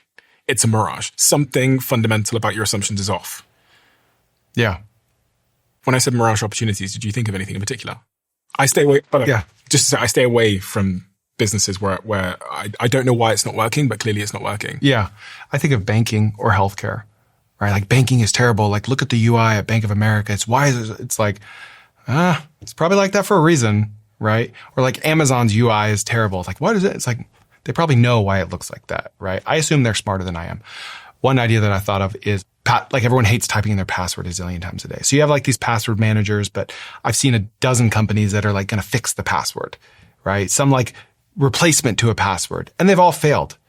And it's probably because it's a really hard problem to solve. And I don't want to try to invest in a person that's trying to solve it because statistics are not on their side. Another one that comes to mind for me is at university, every entrepreneurial college kid decides that they're going to build a on-campus what's going on app to let everybody know what's going on campus. Yeah. And they never seem to work. Yeah. And I think the reason why they don't work is because both you're losing 33% of your potential customers every year and gaining 33% new customers every year. So you have a bit of an acquisition problem. But then also people don't decide what they're going to do based on some notice board. They decide based on their dorm room friends and where they're going and where the girl they like is going. Yeah. And so it's not really about what's going on. It's like, what does my group of people want to do? I think that's the mirage in that. Well, I thought of another example. That's like building apps around podcasting. Oh my God. Yeah. Right? Yeah. I have a friend that he had a podcast. It's a great one. That helped podcasters. Right? And it was great. Like really, I listened to it. And he realized over time, like I'm selling to a market that quits. Right? I'm asking for customers to pay for my thing that are statistically like 95% of them are going to quit within 6 months. So it's just a broken market to sell to. And then the 5% that are successful, what percentage of them are actually profitable? What percentage of them can afford to pay for an expensive agency or software? Very few. Mirage opportunities. I like that. I would, it's been a really useful framework because it's the obvious ones that no one's doing, but there's clearly a huge opportunity that I think pulls people in the most. But for me now with the amount of time I've spent starting businesses, those are the ones that push me away the most. Yeah. Well, it all comes back to the value of just copying what's already working. Amen. Is there anything we haven't talked about that we should have talked about, Chris? For young and old people that are considering starting their own business, their own side hustle, building passive income. Many of the people that think they want to be an entrepreneur, they just like the idea of it. And they think there's freedom in entrepreneurship, when oftentimes it's even more of a prison than their 9 to 5. It can be, at least in the first years. Not months, not years, sometimes decades, right? And so I want people to answer the question for themselves, is this for me? So they don't regret. They need to find out if they love the idea of it or they like the actual day-to-day grind of it. Because they probably won't, but I want them to find out. Such an important point, because the narrative online at the moment is, be your own boss, et cetera, et cetera. And I don't think people, I'm speaking for myself here, I don't want to speak for you, but I don't think people realize how many people I have to answer to. Oh, yeah. I have all of my team members, which is hundreds of people. Then I have my investors. I have my suppliers, my clients. So it's not like I'm living as a free man. Yeah. I'm less free now than I was before. Yeah. Before I started all this stuff. Isn't it nice when someone just tells you what to do and exactly what path to take? Yeah. Like my wife does that. She's like, hey, I need you to do this. It's like, oh, it's so nice. I don't have to think, thank you. So I have bosses in other areas of my life and it's really nice. Like there's something to be said for a 9 to 5. And some people have no desire to even test an entrepreneurship. Great. All power to you, but I want people to test it. And I think, people would look at someone like me or you and think, they've got total freedom, but this is just not the case. Even for me as a podcaster, I'm now kind of somewhat constrained by the fact that I need to publish on a Monday and I need to publish on a Thursday. And that means lots of other work takes place throughout the week. And I can't just go to Hawaii and chill out and spend a month off. And then I've got all my clients now and the team members, etc. So I think I'm starting a bit of a war against this idea that independence and total freedom is both something to aim for, but also realistic when you're pursuing something you love. Yeah. I think a generation have been sold this idea of independence, and I don't think it's gotten us anywhere. Yeah. That's the goal. Freedom, independence. Don't depend on anybody. Right. But when I look on your life, you've got 4 kids. You've got lots of responsibility. You've got employees. You've got businesses. You've got so much dependency. And that's probably the source of much of your happiness. Yeah, exactly. My quote of this year is, there are no solutions, only trade-offs. Entrepreneurship is not a solution. You're trading something for it. The question is that trade-off worth it or not? And we won't know until we try it. And what's the trade-off you're making? Stability, lack of volatility, predictability. My life has been volatile and unpredictable. But the more I do it, the more predictable it becomes in a good way. But that's been the trade-off, is the mental load of not knowing where my paycheck's coming from or if it's coming at all. It's not for the faint-hearted. No. Chris, we have a closing tradition where the last guest leaves a question for the next, not knowing who they're leaving it for.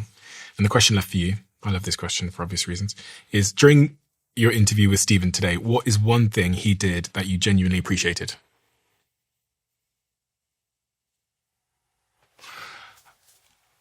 I would say that I appreciate that the questions you asked me got me to look at the things I've been looking at in one way completely differently. I came into this conversation,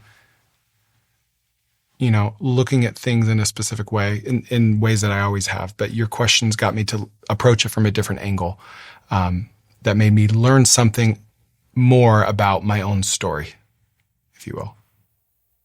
And what was that in particular? Was there a specific thing you're thinking about? Maybe just the overall framework that maybe it's just recency biased, but just that it's not for everyone. It's not for everyone. And that we just need to learn if the trade-offs are worth it. There's an element of your personal trauma, experiences, upbringing, insecurities, toxic fuel that makes the trade-offs worth it.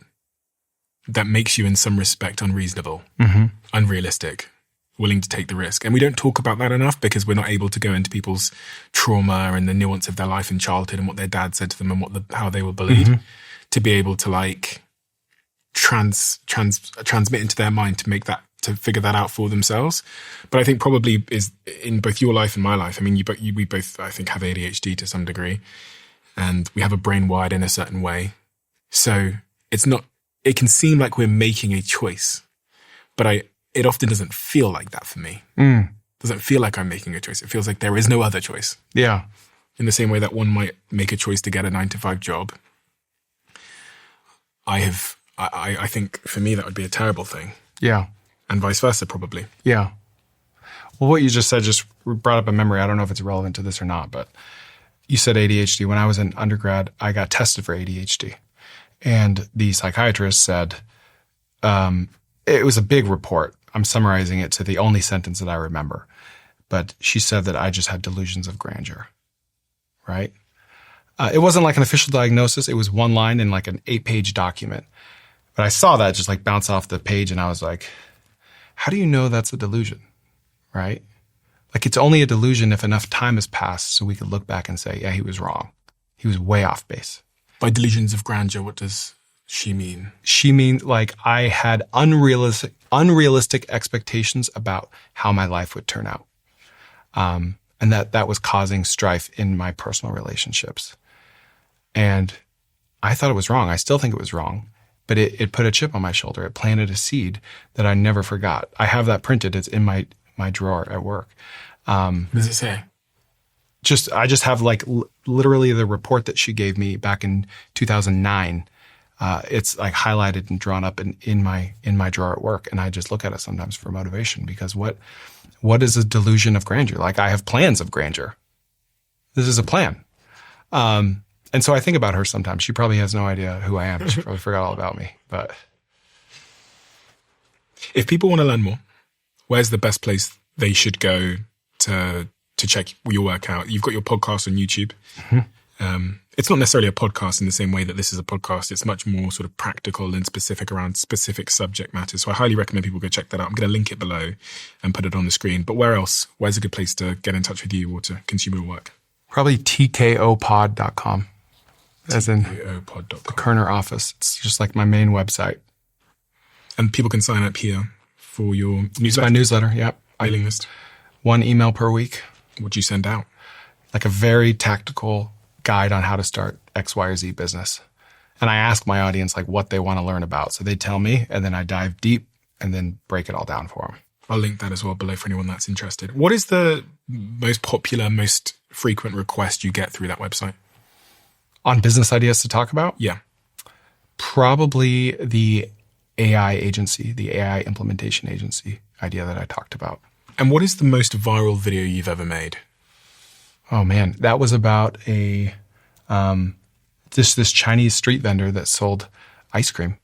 She had this little contraption. It was like a frozen cylinder that she poured cream over, and it would scrape off ice cream in this really visually appealing way. And so I basically broke down in 30 seconds, like, you could pay $200 for this. You could post it at any given street corner, and you could make $1,000 by the end of the day. So it's like A, B, C, here's how to get to this revenue. And like 30 or 40 million people saw it. I'll put the video on the screen for anyone that's interested in that as well, just so you know what this ice cream contraption is. Yeah. Chris, thank you so much. Thank you so much for being yourself in every respect. You teach me that there's many ways to skin a cat, as the saying goes. There's many ways to become successful, to be happy, to be motivated in your life. There's many ways to become a millionaire. Some of it bucks sort of conventional wisdom of how to grow a business. I think that is actually liberating to know that your own unique wiring and your own unique perspective and ikigai can drive you to the same outcome of financial freedom if you do have the self-awareness, if you're willing to work hard, and if you can cope with the opinions of others. And also if you're willing to sacrifice tremendously, because you have sacrificed tremendously. And especially as a young man that has 4 kids, you've taken on your shoulders a huge amount of risk. And I applaud you for both simplifying and demystifying the pursuit of side hustles and business and entrepreneurship for so many people, because I think in the world we live in, it's probably going to become more and more important that people have more options. Agreed. In a world of AI, and if Elon Musk is to be successful in creating the age of abundance that he's describing, then maybe we're all going to end up as entrepreneurs. Who knows? Who knows? Thank you. Thank you. Thank you as well. Make sure you keep what I'm about to say to yourself. I'm inviting 10,000 of you to come even deeper into the Diary of a CEO. Welcome to my inner circle. This is a brand new private community that I'm launching to the world. We have so many incredible things that happen that you are never shown. We have the briefs that are on my iPad when I'm recording the conversation. We have clips we've never released. We have behind the scenes conversations with the guests, and also the episodes that we've never, ever released, and so much more.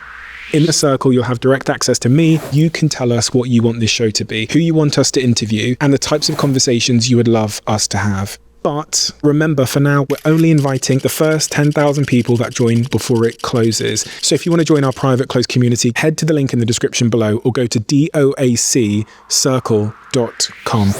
I will speak to you there.